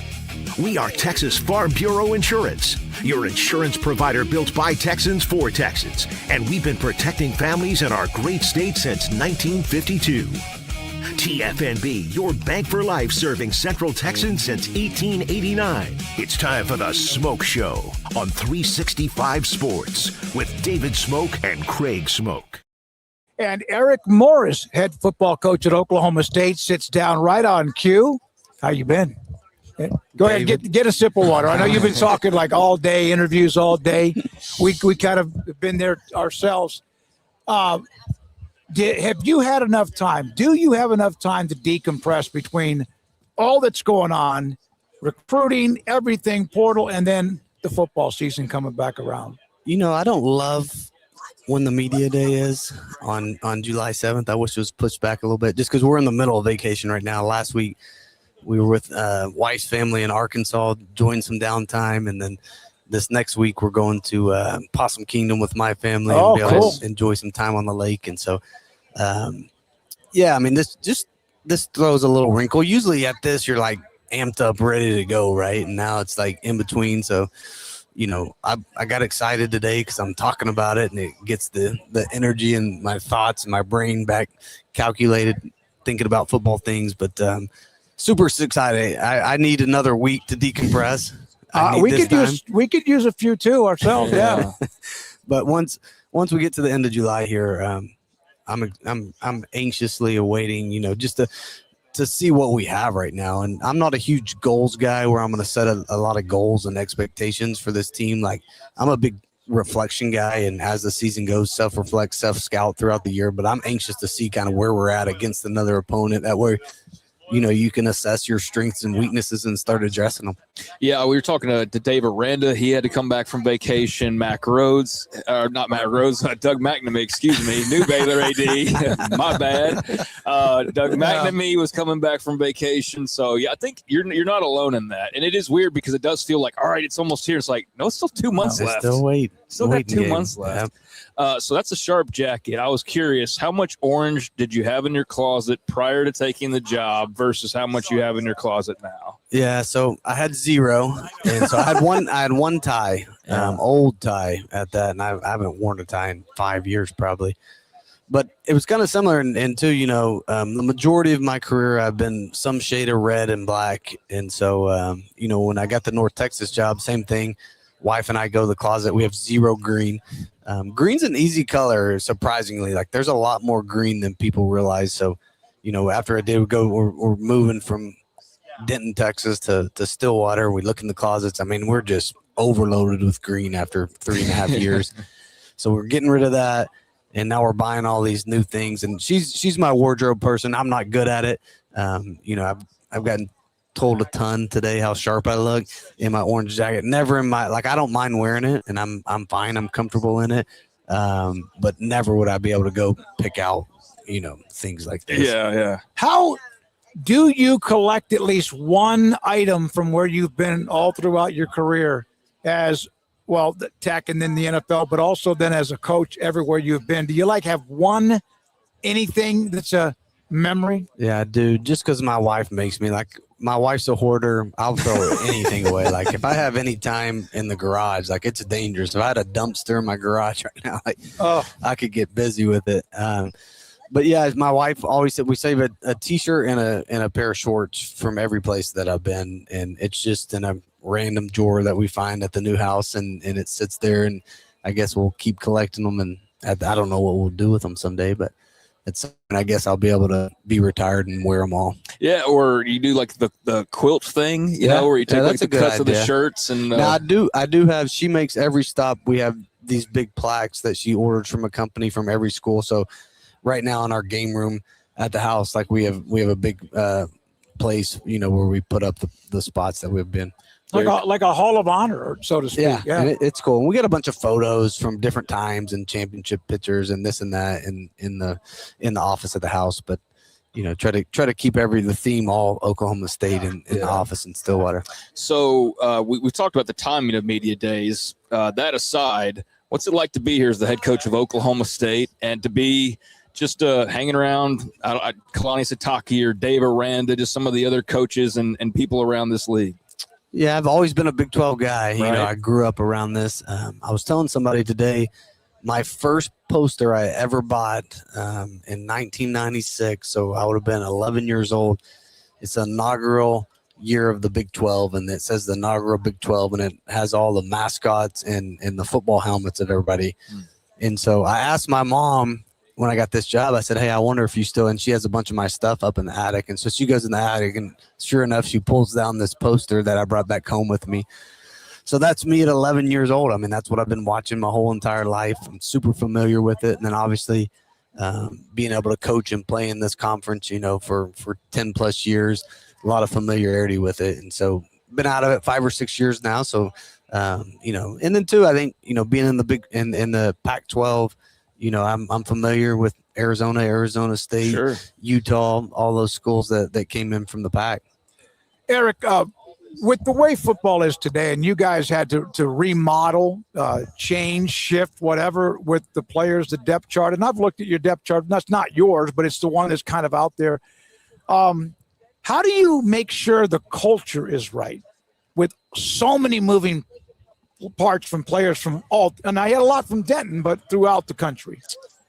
Yeah, easier said than done, and I don't think there's a magic answer to that. And I'm probably a little bit old school in this regard, to where you got to spend time to build relationships and build trust. And I think building relationships and trust are the two most important aspects to building a really, really good team and a solid team that's not going to fold when adversity hits, right? And I think a part of that is putting these guys through tough things together to see their responses. And so we spend a ton of time where we don't avoid, getting out there and doing tough things together, hard things together. It was really good this year not having the second portal window, because that's my team, and boy, we're on. I'm not worried about anybody hurting some feelings and a guy getting up and leaving, which, being at North Texas, we've been picked off in that second portal a lot the last couple of years, and that's hard to stomach. But I think, at the end of the day, I don't have a secret recipe. We spend a ton of intentional time with our players and quality time and getting to know them and know their stories, what motivates them. And then obviously we get to like nobody's bigger than the team, and that was something Mike Leach was always huge on. And I don't mind calling out Drew Mustamaker in a team meeting, just like I'll call out, a defensive end that did something on the team. And so I think keeping the accountability and everybody holding everybody the same standard, I think goes a long way. How much of an opportunity have you had to get to know Stillwater, get to know the community and the fans out there? I mean, we can tell just from they're so excited to have you and all the guys that you brought with you. But how much does a coach have the opportunity to do those kinds of things? Yeah, and I think year one, there's something that I wanted to do, and so I've said yes to pretty much anything. And so I've spent a ton of time in Tulsa, in Oklahoma City. We've gone to smaller towns and to a bunch of alumni functions where I've spoken at. And then obviously I have a 10-year-old and a 6-year-old that they're super involved in, summer league baseball, summer league basketball, little 7-on-7 programs. And so, we enjoy going out and eating, although, my wife knows, hey, there's going to be 15 people that are going to stop and say hi, coach, and shake my hand and good luck. And we've had season tickets for 39 years and can't wait for the season. Like, I'm from a small town. And so that was actually part of the lure of me going there. Like, I wanted to raise my family in a small, tight-knit community. So super genuine people, super friendly, never overbearing. But they definitely know when I am somewhere. Can you sense the thirst that they have? Oklahoma State used to be very consistent and good. Yeah. Mike, for a long time, the last couple of years have been very difficult. Can you sense that already? Oh yeah, no doubt. And so they love their football. They love their pokes. And so many people, I think when you're in those small college towns, and I've been, me obviously playing at Texas Tech, and then also I was in Pullman 2 different times. I mean, really, really similar to how much pride they have in that place. And everybody has so many good memories of, hey, remembering this year and we were in Boone Pickens, and then after the game we go to the Strip, and, it's just a way of life in those small towns. And so super, super excited for game day. Like, and obviously our first home game's against Oregon, and so we'll know how good we are in a hurry when the Ducks come in town. But no big deal. We'll come out swinging, I promise. How cool, where on the list, how high is it seeing your kids run around and just being able to be around what you're doing, the program, and just I just imagine that's got to be the coolest feeling in the world to see them run down a sideline or get to know your players or whatever the case may be. Yeah, and especially my 10-year-old, he's finally getting to the age where, he's a good little athlete. He loves it. He plays the video. He just got the video game yesterday, the 27 whatever. And so playing with us and this and that. And he was he was excited because they put my birthmark. He was like, Dad, they even put your birthmark in the game.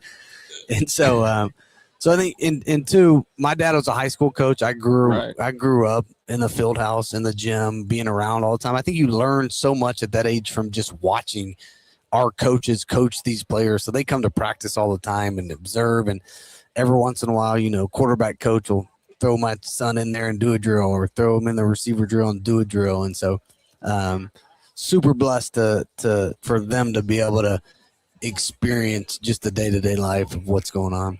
You caught nearly 200 passes in college. You were in the slot. You did a lot. How much was it like physically for you? Because it's a physical game. To be in that position, you're getting hit all the time because you caught so many passes. What was it like for you physically? Yeah, I was pretty healthy over the course. Now I had little stuff, in the off season, of course the thing, a broken ankle, broken wrist, 2 knee surgeries, 2 separated shoulders. But, I missed 1 game my whole entire career. With all that. And so mostly, the breaks, luckily, were both in spring ball.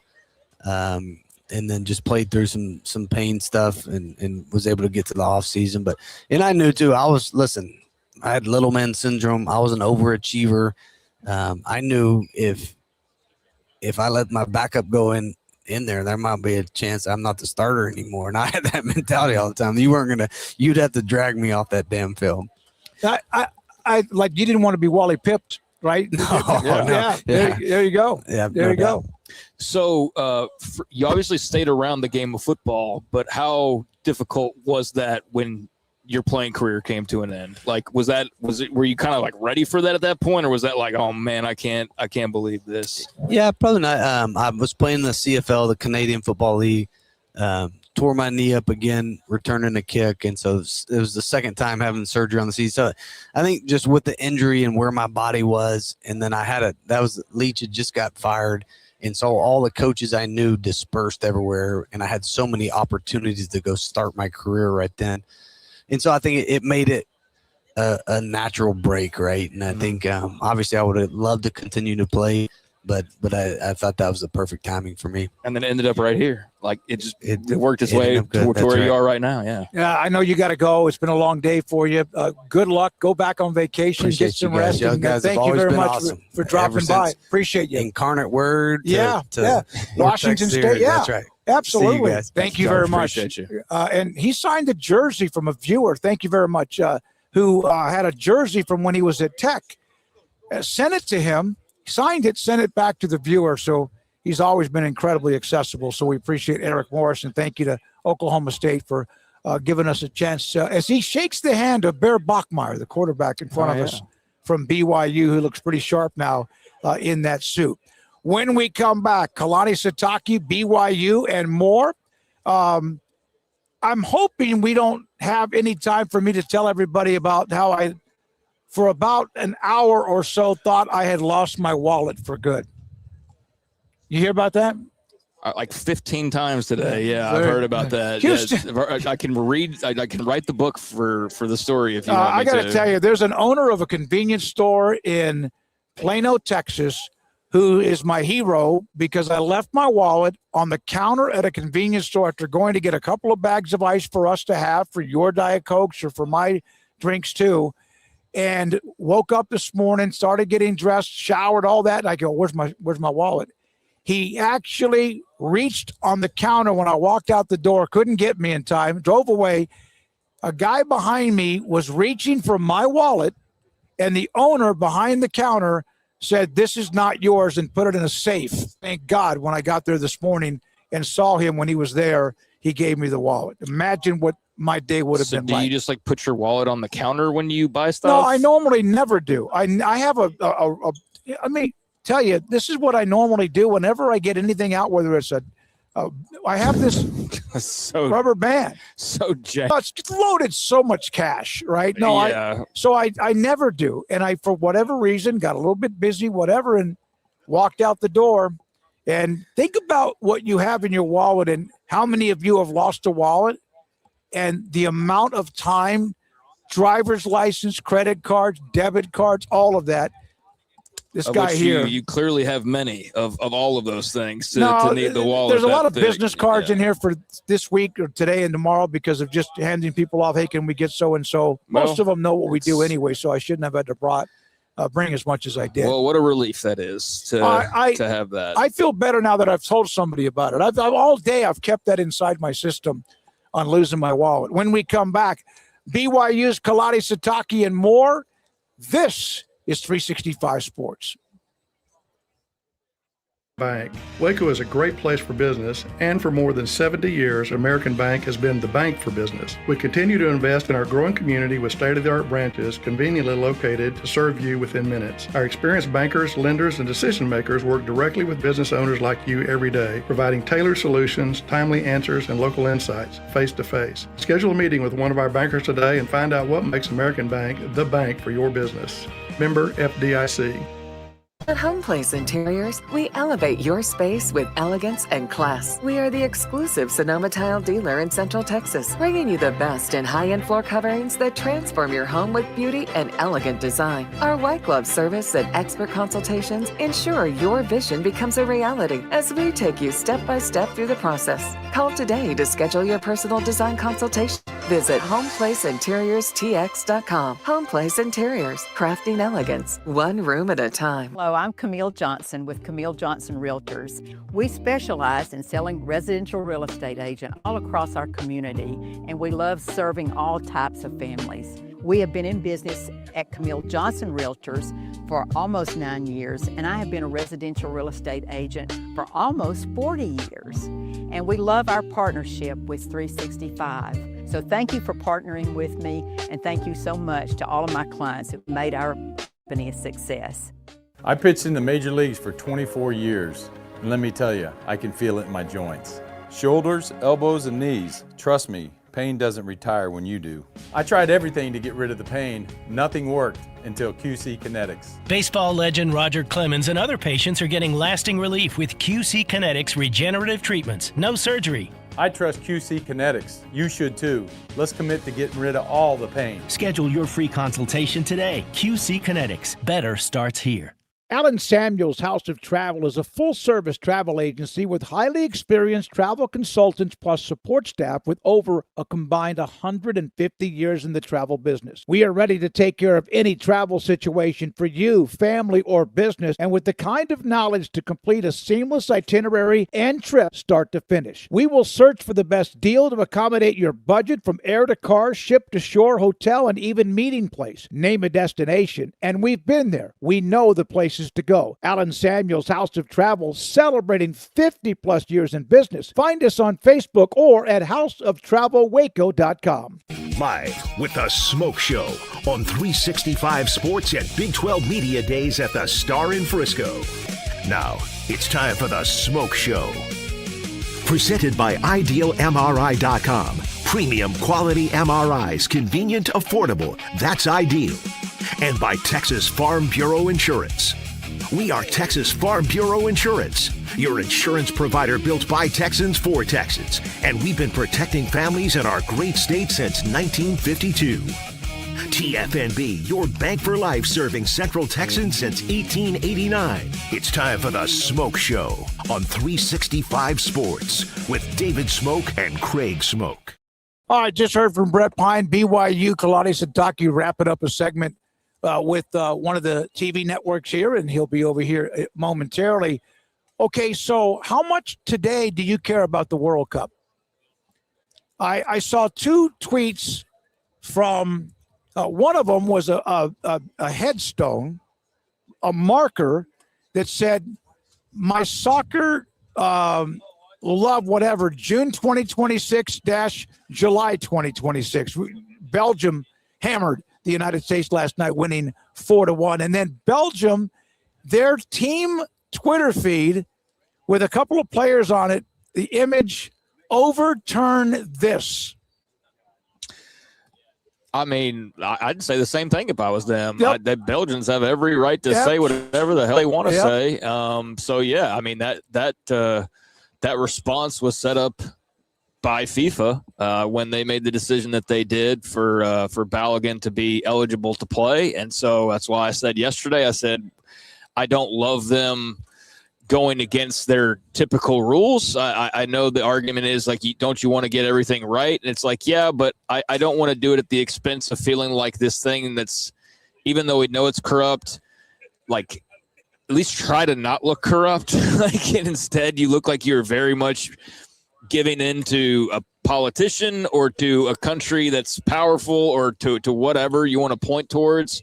But yeah, like with that whole ordeal, it set up a really big game where I felt like the Americans, they better sure as hell play their butts off, given this opportunity that most teams probably wouldn't have the fortune of receiving. And they didn't. They played a poor game and did not look good. And Belgium made them pay, and didn't get to see a ton of it because I was traveling up here actually, but was following along on the radio. And yeah, Belgium was the better team. And if I was them, I would say the same things because yeah, that's kind of the narrative that was set up with that whole decision. So didn't matter, didn't need him, or didn't matter that you had him. What would the score have been if he didn't have Balogun? With 6-1? Like, I mean, well, 4-1's an ass kicking in soccer, as you know. Yeah, right. But yeah, so I'm saying sarcastically, I mean, what would it have been without him? Like no, 6 I'm to saying 1? Yeah. 4-1. I mean, that's but 6-1 is like, Right. off, So, like, what difference did it make? It whooped their ass anyways. So, yeah, it's a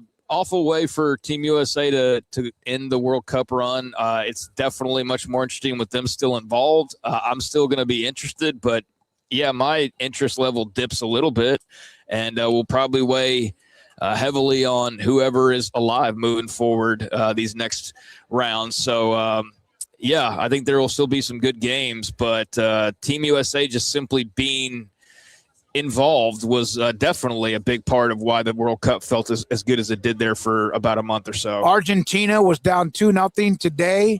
Messi was the one who knocked in the tying goal, and they end up beating Egypt 3-2, so they advance as well into the quarterfinal round. So that was one of the updates and stories from today. So there we are with that. And tomorrow we've got to let you know, Jimmy Rogers, Iowa State. We've not talked to him since he took the job there. Is going to be one of the coaches that we talked to, and Sonny Dykes will join us, among others, tomorrow on 365 Sports. And appreciate, in fact, here comes one of just the best guy ever in Kalani Sitake here momentarily from BYU. We could not ever. Couldn't be a media We days. could never be a media day.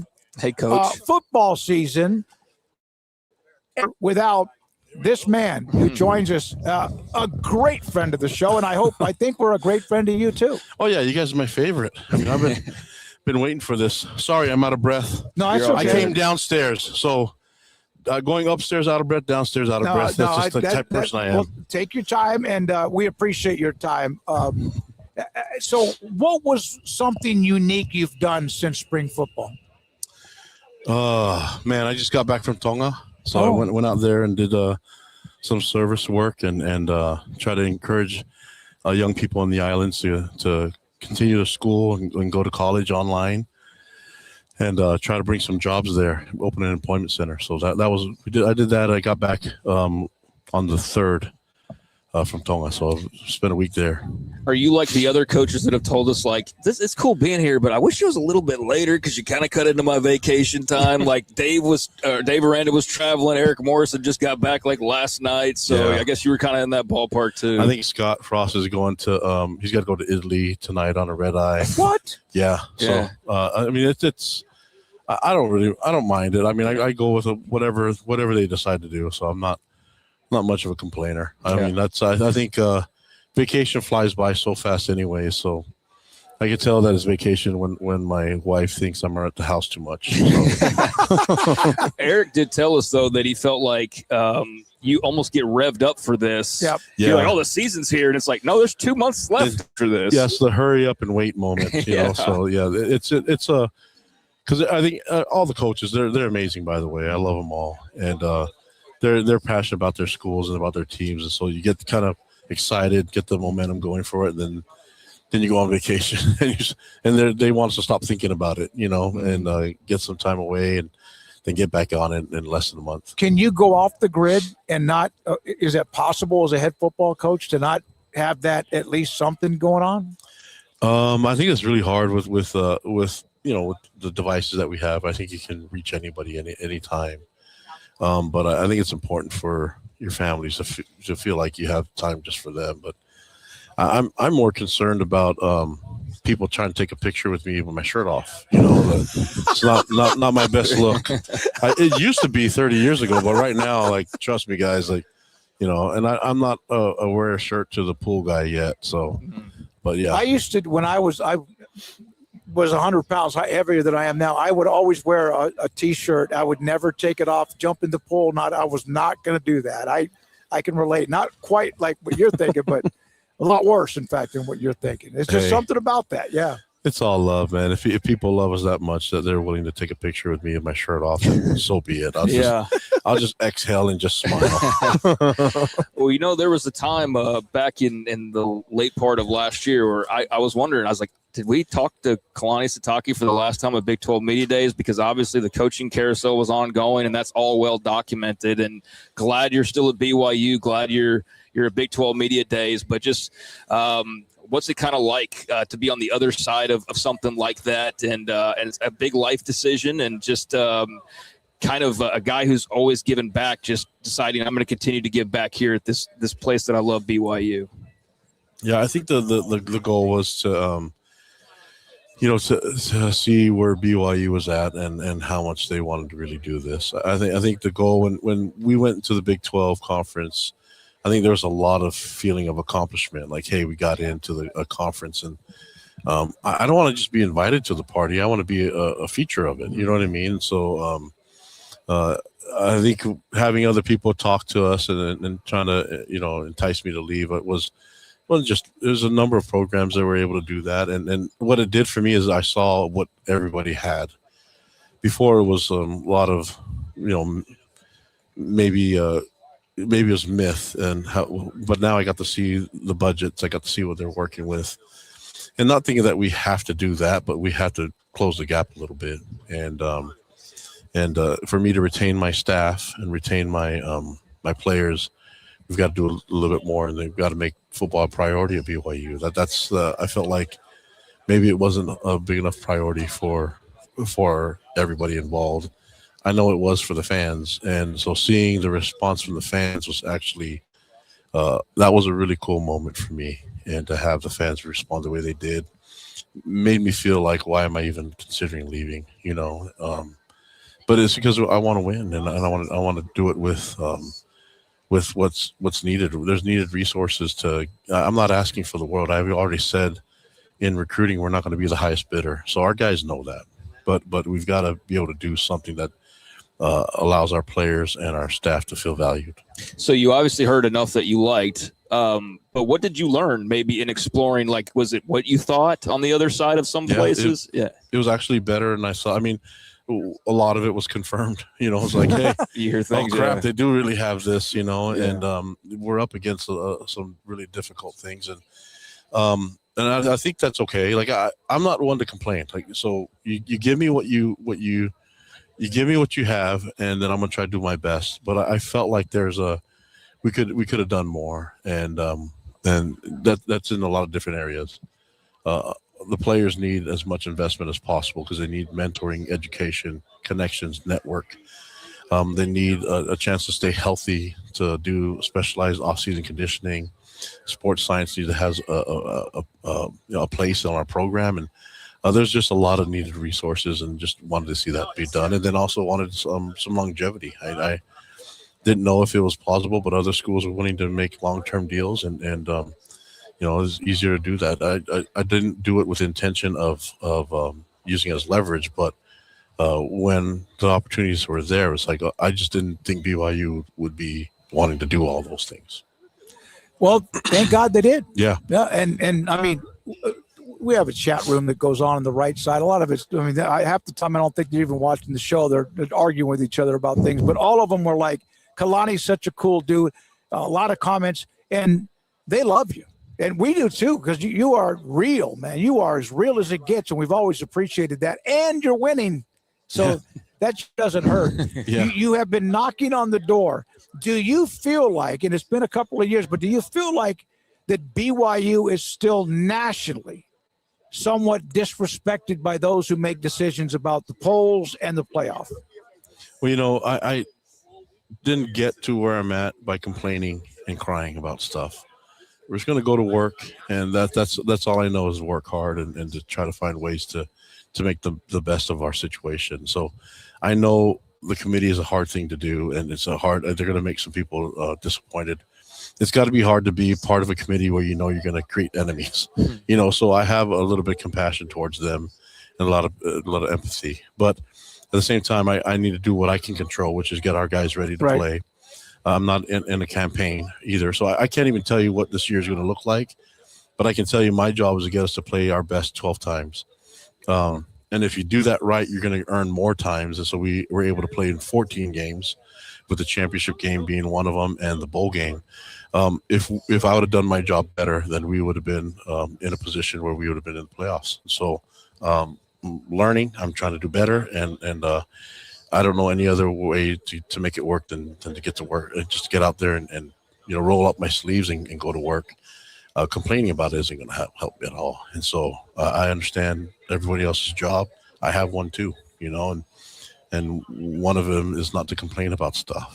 But I also have the ability to be thankful for some really cool things that have happened. I mean, we just happened at that time when we played Texas Tech. I did not think there's a team in the country that could beat them when they beat us in the championship game. I felt like they were one of the best teams in college football. And unfortunately, they had that long layoff, which I think there's a reason why 7 of those 8 teams that have had that bye have lost. And the only one that didn't was Indiana.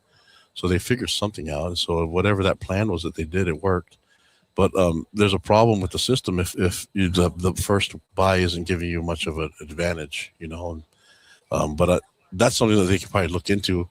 I'm not really worried about that. I just need to get our team ready to play. If you're asking about playoffs and amount of teams, I like the number 24. It makes sense to me. But if it's 12, then we got to figure out a way to just be at our best so we can possibly be one of them. You don't have a podcast, do you?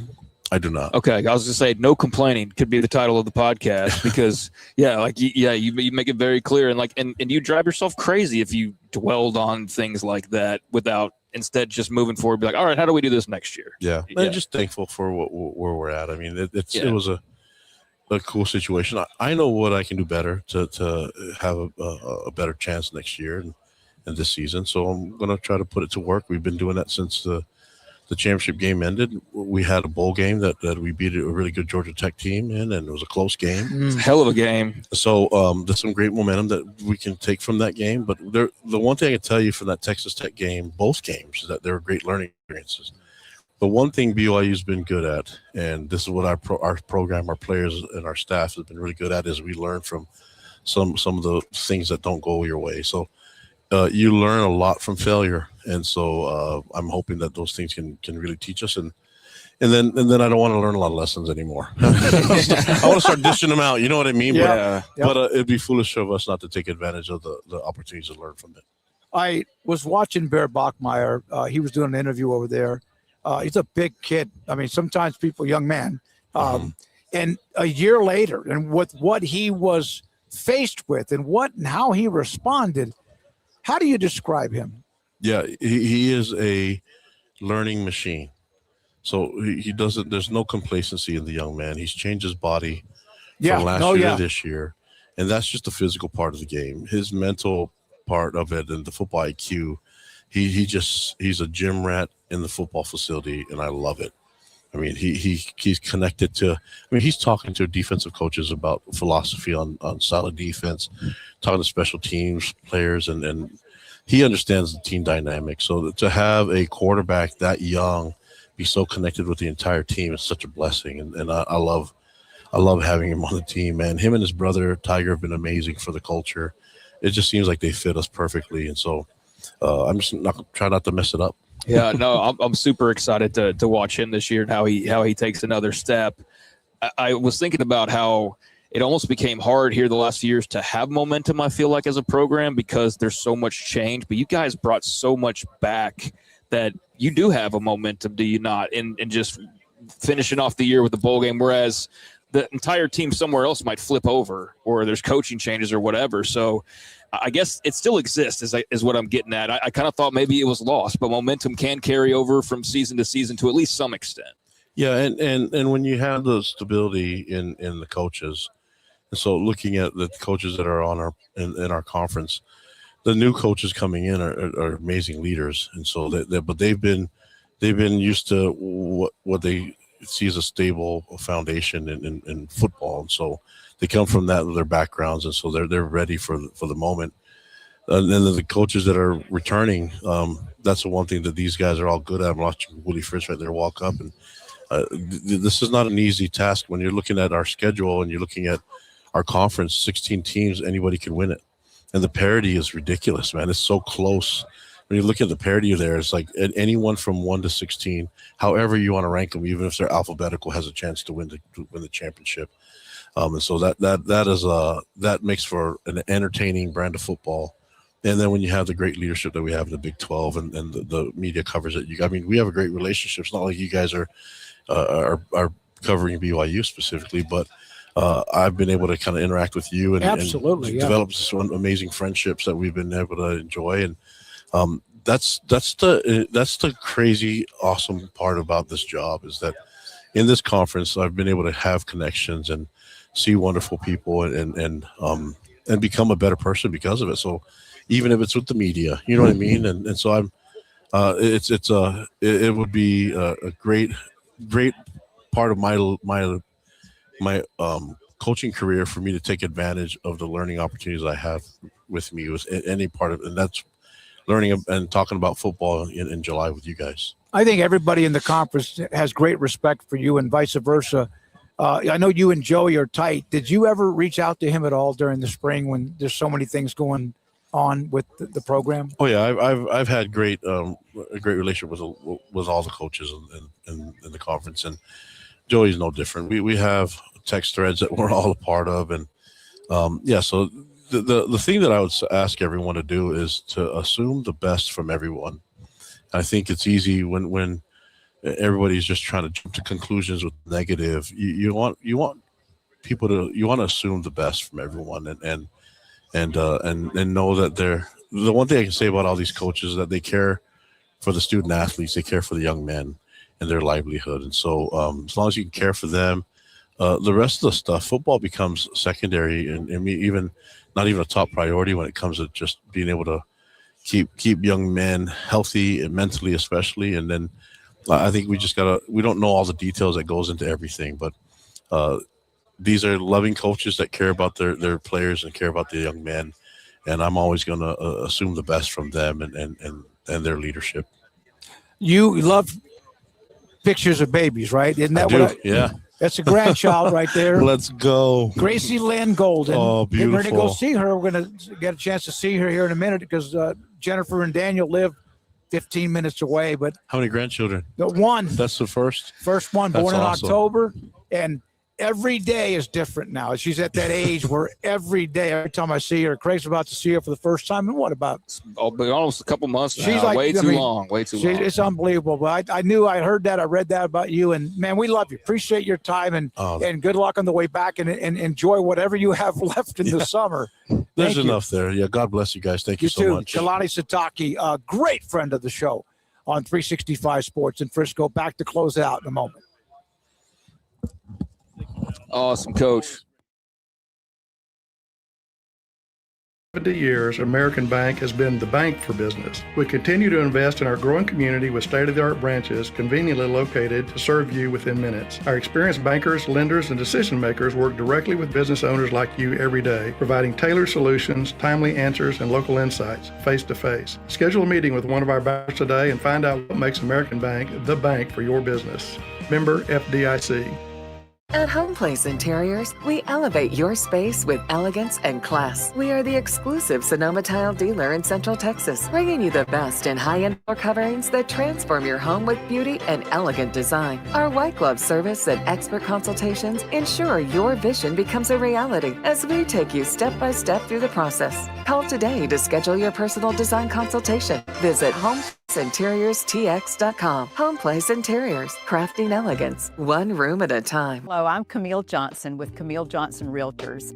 We specialize in selling residential real estate agent all across our community, and we love serving all types of families. We have been in business at Camille Johnson Realtors for almost 9 years, and I have been a residential real estate agent for almost 40 years. And we love our partnership with 365. So thank you for partnering with me, and thank you so much to all of my clients who have made our company a success. I pitched in the major leagues for 24 years, and let me tell you, I can feel it in my joints. Shoulders, elbows, and knees. Trust me, pain doesn't retire when you do. I tried everything to get rid of the pain. Nothing worked until QC Kinetics. Baseball legend Roger Clemens and other patients are getting lasting relief with QC Kinetics regenerative treatments. No surgery. I trust QC Kinetics. You should too. Let's commit to getting rid of all the pain. Schedule your free consultation today. QC Kinetics. Better starts here. Allen Samuels House of Travel is a full-service travel agency with highly experienced travel consultants plus support staff with over a combined 150 years in the travel business. We are ready to take care of any travel situation for you, family, or business, and with the kind of knowledge to complete a seamless itinerary and trip start to finish. We will search for the best deal to accommodate your budget from air to car, ship to shore, hotel, and even meeting place. Name a destination, and we've been there. We know the places to go. Allen Samuels House of Travel, celebrating 50 plus years in business. Find us on Facebook or at houseoftravelwaco.com. Live with the Smoke Show on 365 Sports at Big 12 Media Days at the Star in Frisco. Now, it's time for the Smoke Show. Presented by IdealMRI.com. Premium quality MRIs, convenient, affordable. That's ideal. And by Texas Farm Bureau Insurance. We are Texas Farm Bureau Insurance, your insurance provider built by Texans for Texans. And we've been protecting families in our great state since 1952. TFNB, your bank for life, serving Central Texans since 1889. It's time for the Smoke Show on 365 Sports with David Smoke and Craig Smoke. Well, mentioned the sponsors also specifically for our coverage here in Frisco here momentarily, but that wraps it up for today. Our guest, Lieutenant General Rich Clark, College Football Playoff Executive Director Dave Aranda, Joey McGuire, Eric Morris, Willie Fritz, and Kalani Sataki. A really, really good day. And Andrew, Garrett, Rez, Logan, and Houston have been going strong from start to finish today. I want to make sure we always say thank you to them. Craig, wrap it up. I always pick apart some of your phrasing. So you made it sound like Dave Aranda was the executive director of the college football playoff, but no, he is not. He is still the you better win. He might be coach. A part of that. And I just really enjoy who Dave is. I wish him the best. A lot of guys, you wanted to see them succeed, but we know what the reality is right there. Yeah, I mean, he's on a hot seat. There's no doubt. He knows that. We're not breaking any news. We don't need to tiptoe around it. He knows it, and he's making a concerted effort to try to prevent that. We'll see. I'm thinking everybody is expecting some sort of a surprise team or 2 or 3 this year. And very well could be Baylor. There's always somebody in the Big 12, yeah. I mean, I'm not putting my cash on it, but who's to say DJ Lagway doesn't just find his groove and help lead them along with this new look defense to 8 or 9 wins and the feeling of like, okay, well maybe they're back onto something. But yeah, I mean, a lot of good talks today. Think we'll probably have a similar type show tomorrow. We didn't get to talk much about the Monster Energy announcement the Big 12 had. He's kind of touched on that a little bit, but it's a little bit more complex than just a naming thing. $20 million annually. I'll just mention it real quick. Entitlement partner is what the official. Do you ever use that phrase, entitlement partner? I use entitlement for certain people sometimes. Yeah. By the way, yeah, I was going to say, why are you pulling that out? But I guess I see now. I'm not. Just going back in the cooler. That's real. You realize there's a cooler filled with Monster Energy drinks I know, over here, right? And I slept wrong on a pillow or something at the Airbnb. So I think I had a couple of those little. But yeah, I'll go over there and rate it. There will be no shortage of monsters around the Big 12 for the foreseeable future. Now, here's the controversial part for some people. Co-branded Big 12 / monster jersey patch that will be seen in football, men's and women's basketball. So you have the Big 12 jersey patch already, but now it's going to have like a monster aspect to it. So if you have a school that has a patch already, is it like Oklahoma State or whoever, there's now going to be the monster logo and then whatever Culver's or whoever it is? I think this will be incorporated somehow with the Big 12 logo. So I suppose, not knowing exactly how this will work, that, you could in fact have teams with a couple of jersey patches on. So there's going to be a monster / Big 12 patch for, again, basketball, men's and women's, and also football. Also co-branded field and court logos, which I'm assuming will be a similar, if not the same logo, that will appear on playing surfaces. Mm-hmm. Also, the Big 12 football and men's and women's basketball regular seasons will be officially known as Monster Energy Big 12 football and Monster Energy Big 12 basketball. So, yeah, I bet when you heard Brett Yormark say he's open for business, you didn't realize, like, you maybe didn't predict something along these lines, but you don't sound like you like the overall. I want to see the execution of it. I'm not particularly fond of sponsors unless they're sponsoring this show, and then they're great. And then we love all of them. Then they're awesome. But no, I mean, I need to see what this patch looks like, and I need to see how it works with teams that are already going to be wearing another patch. And I don't think you're going to ever hear me say, oh, hey, it's time today. It's Tuesday. We're going to talk some Monster Energy Big 12 basketball. So I don't think that's going to work for me, but it's great exposure. It's an extra $1 million in everybody's pocket. I saw a lot of criticism of, if you just don't like the sponsorship stuff, that's totally understandable. I'm there with you. I also know this league has to do everything it can to generate money. And I saw at least a couple of responses that were eye-rolling at an extra $1 million. And I understand for certain schools that might not be a lot of money. That's a damn lot of money, man. $1 million. Like, that's going to get you, like, at least part of the way with a really, really good player, or maybe a couple of good players. But no, it doesn't stretch long in today's market, but it's $1 million more than you had. So all that adds up, and I appreciate Yormark for trying to go and do things, but everything's going to be great. Glass court, and other stuff will work well. So we'll see how this goes. You're right. They need to find scratch money, find it, and they're trying. And doesn't mean you'll always like the decisions or like what they do with whoever the sponsors are. But Monster Energy Football Media Days in Frisco at the Star, where the Cowboys have their headquarters. So there we are with that. And I'll be over there. I didn't go over there one time today. Oh, there's a booth. Yeah, I know. I'm going to do that tomorrow, and I'm going to find out if there's a marketing person and say, hey, we'll splash that baby on our screen, or I'll put the drink up on the counter, because I'm not afraid to do that. All right, Super Chat from earlier today. Let's see if I'm going to be able to read this while it is up.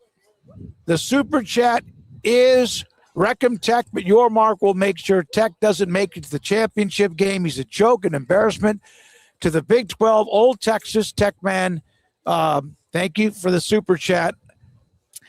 You and I went at it today a little bit in the chat room. I do think that I understand your passion. I understand if you're angry. I understand whatever you may think about anybody, the conference or whatever. But, man, life is short.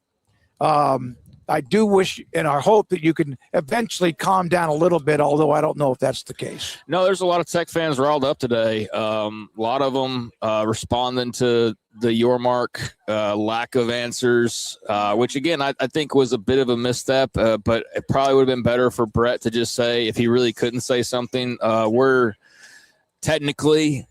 we still have an ongoing lawsuit, and therefore I'm not allowed to say anything at the moment.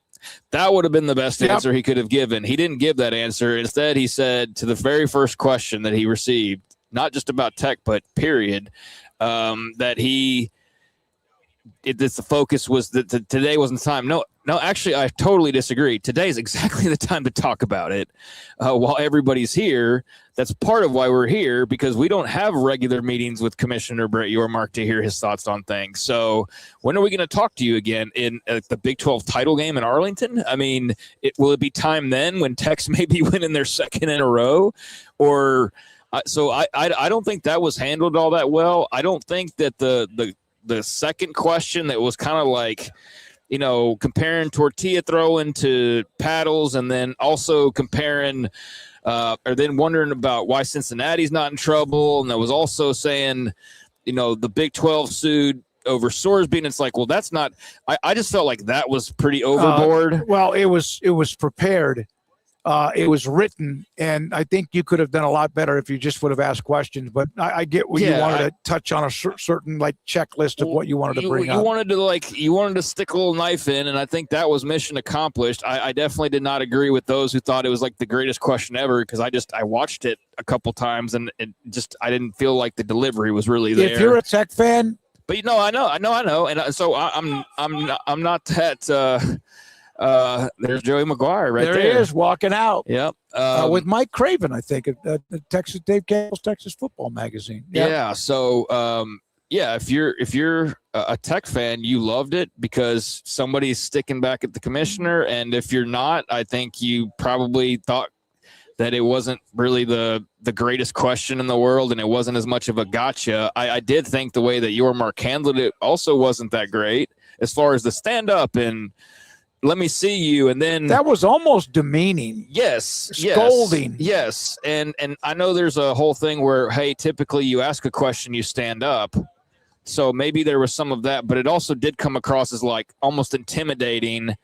But then it ended with him just basically not answering anything. No, so I just thought, like, for the only time he's really in the spotlight and on a day like this, I can understand wanting the focus to be, but like this would be the time to address those things and to have answers ready. Say it, move on. And then move on. Yeah. But instead you just kind of further dug the hole that has already been getting dug for a while now. Joey McGuire could face as much whatever scrutiny today as anybody.